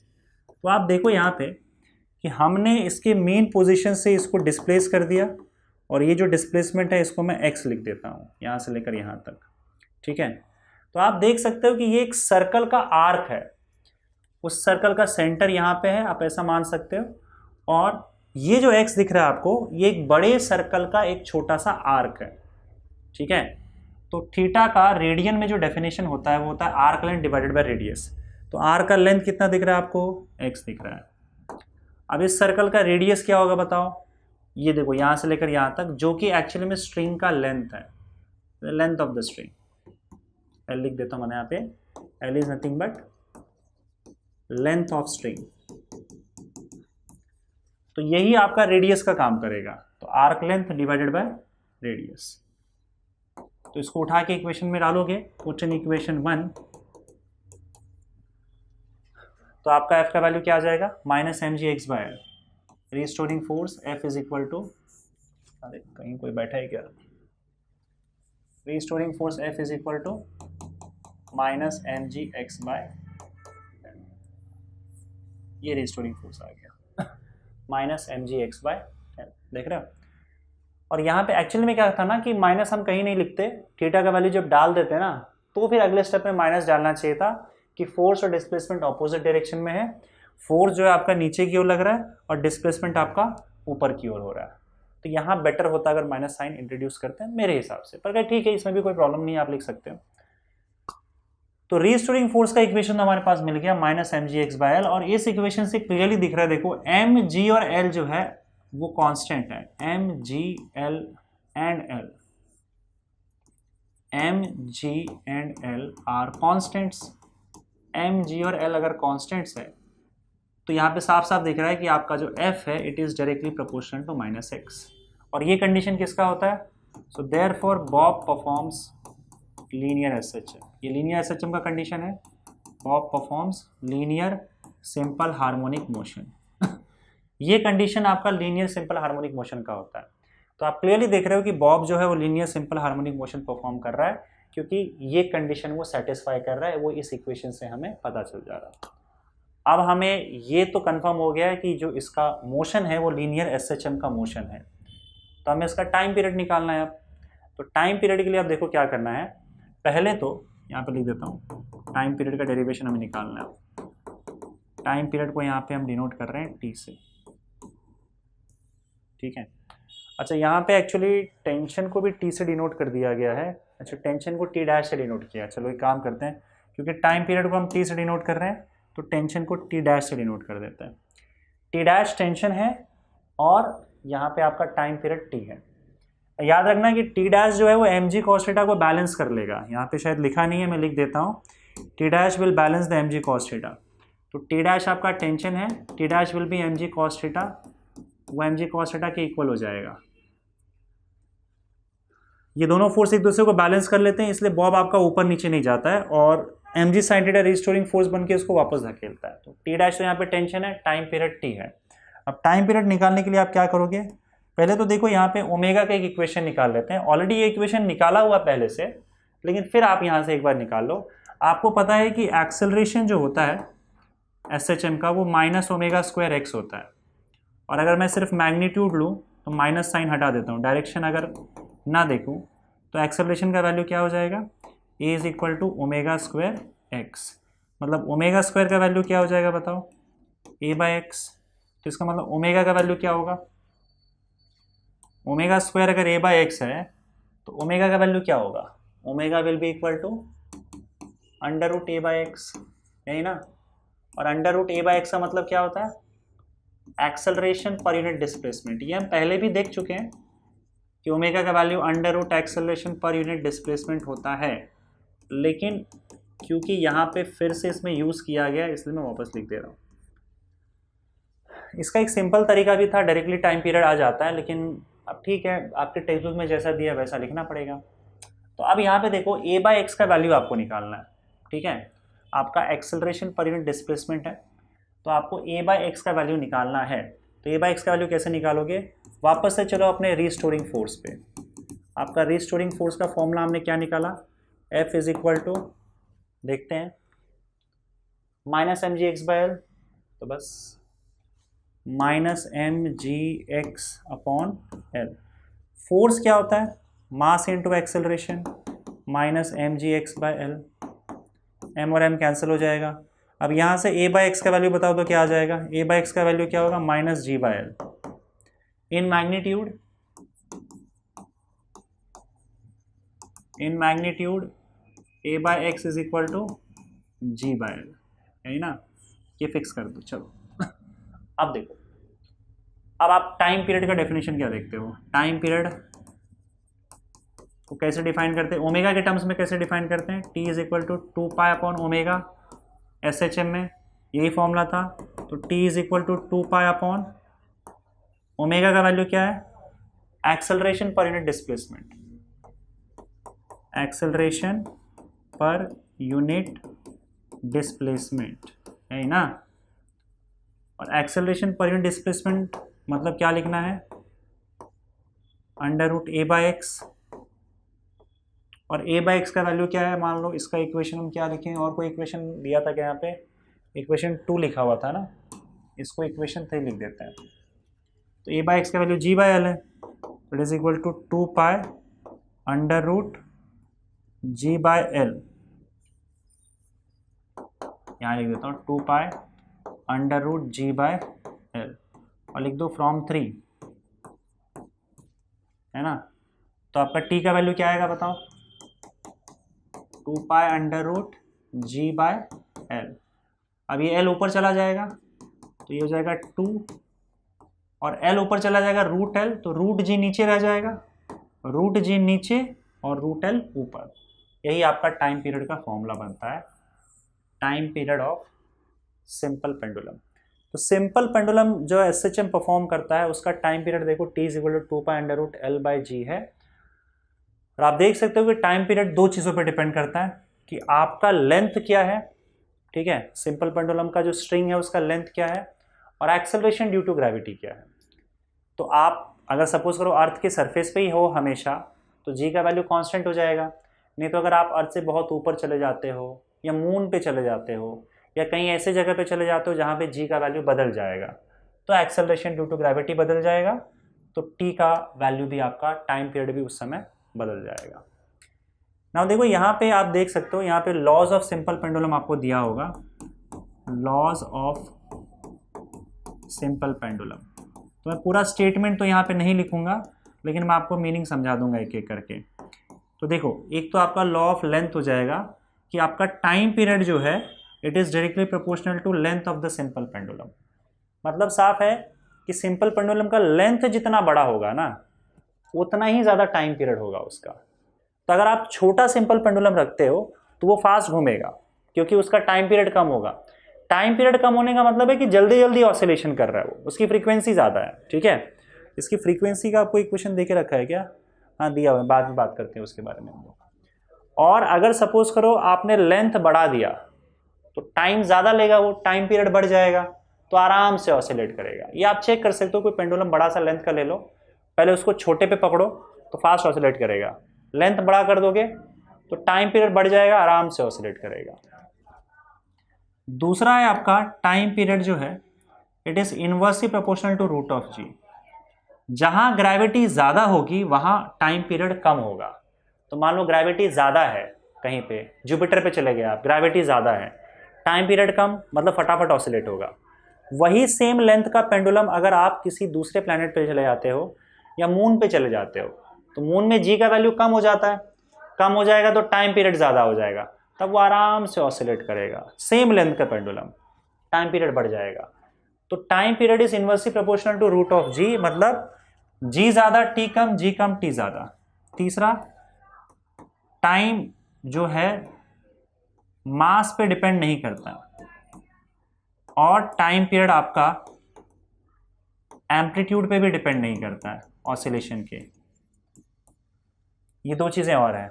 देखो इस इक्वेशन में कहीं भी मास नहीं है, तो अगर मान लो आपका बॉब का मास जो है 10 किलो का है, मान लो 10 किलो का आपका यहाँ पे वजन लटक रहा है, क्या गया, इसका जो मास है अगर सपोज करो 10 kg है बॉब का मास, तो भी टाइम पीरियड उतना ही होगा। अगर आपने लेंथ सेम रखा है और जी का वैल्यू सेम रखा है, तो मान लो आप अर्थ पे फिक्स हो गए एक जगह पे, और आपने एक फिक्स लेंथ 2 मीटर का लेंथ ले लिया, पेंडुलम का फिक्स कर दिया। अब उसके नीचे आप कितना भारी ऑब्जेक्ट या कितना हल्का ऑब्जेक्ट लटका रहे हो, उससे उसके टाइम पीरियड पे कोई फर्क नहीं पड़ेगा। बहुत भारी ऑब्जेक्ट रहेगा तो भी उतना ही टाइम लेगा एक ऑसिलेशन के लिए, हल्का ऑब्जेक्ट रहेगा तो भी उतना ही टाइम लेगा, क्योंकि टाइम पीरियड आपका मास पर डिपेंड नहीं करता। यहाँ पे कहीं भी आपको टाइम पीरियड में मास इक्वेशन में नहीं दिख रहा है। दूसरा, एम्पलीट्यूड पर डिपेंड नहीं करता, पर एम्पलीट्यूड आपको बहुत ज़्यादा नहीं करना है। तो मैंने कहा ना, एम्पलीट्यूड बहुत ज़्यादा कर दोगे तो SHM नहीं रह जाएगा, फिर वो लीनियर SHM नहीं होगा। तो हमें क्या करना है, अगर आप एम्पलीट्यूड छोटा रखते हो, तो अगर मैं सपोज करो उसको 10 डिग्री से ऊपर लेके आता हूँ या 4 डिग्री से ऊपर, मतलब अगर मैं उसको 10 डिग्री से ऊपर लेके आ रहा हूँ या 6 डिग्री से ऊपर लेके आ रहा हूँ या 7 डिग्री से ऊपर लेके आ रहा हूँ, फर्क नहीं पड़ेगा, एक ऑसिलेशन के लिए उतना ही टाइम लेगा वो। तो एम्पलीट्यूड मैं सपोज करो यहाँ से छोड़ूँ या यहाँ से छोड़ूँ या यहाँ से छोड़ूँ, तो तीनों केस में क्या होगा, उसका टाइम पीरियड सेम होगा। एम्पलीट्यूड पे टाइम पीरियड डिपेंड नहीं करता है। ठीक है, ये 4 आपके लॉज ऑफ सिंपल पेंडुलम है जो आपको यहाँ पे दिख रहे हैं। उसके अलावा इसका बच्चों ये भी देके रखा हुआ है, फ्रीक्वेंसी का इक्वेशन भी देके रखा हुआ है। अगर मैं फ्रीक्वेंसी की बात करूँ तो क्या होगा, टाइम पीरियड का रेसिप्रोकल हो जाएगा, तो frequency n is equal to 1/t। तो बस आप इसको उल्टा कर दो, 2π√L/g है ना, तो यहाँ पे 1/2π √g/L हो जाएगा। तो ये हो गई आपकी फ्रीक्वेंसी, समझ गए। चलो इसी में एक और टॉपिक है जिसे कहा जाता है seconds pendulum. Let's say seconds pendulum क्या है यहाँ पे,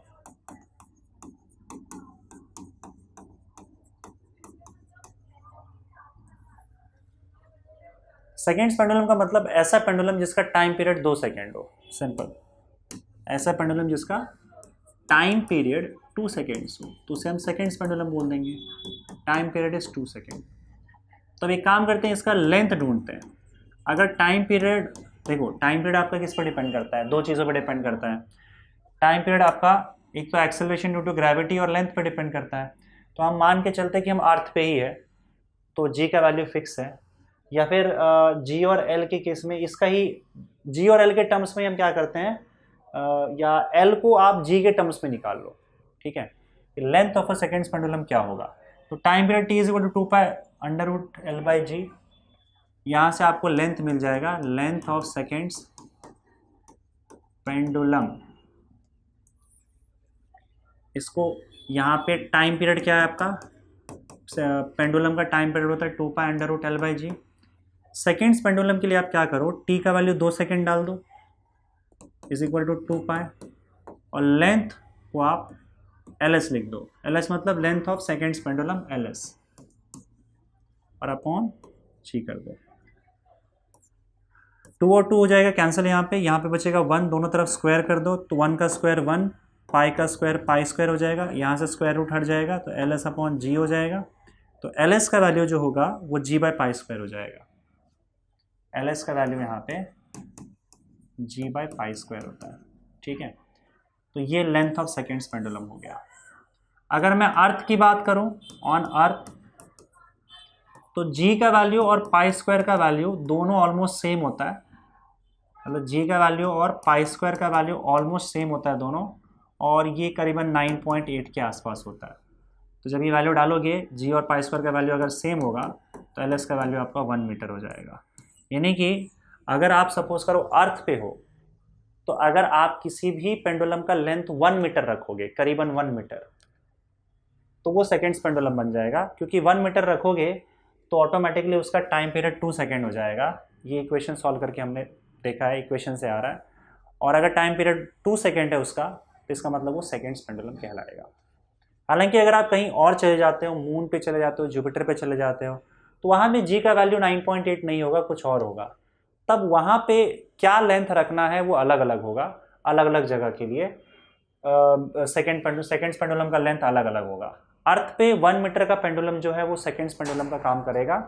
1 मीटर का लेंथ अगर आप किसी पेंडुलम का लेते हो तो उसका टाइम पीरियड 2 सेकेंड हो जाएगा अर्थ पे। बाकी कहीं और पे जैसे जी का वैल्यू होगा उस हिसाब से सेकेंड्स पेंडुलम का लेंथ आपको मिल जाएगा। तो पेंडुलम वाला केस, सिंपल पेंडुलम वाला केस बच्चों यहाँ पे होता है खत्म।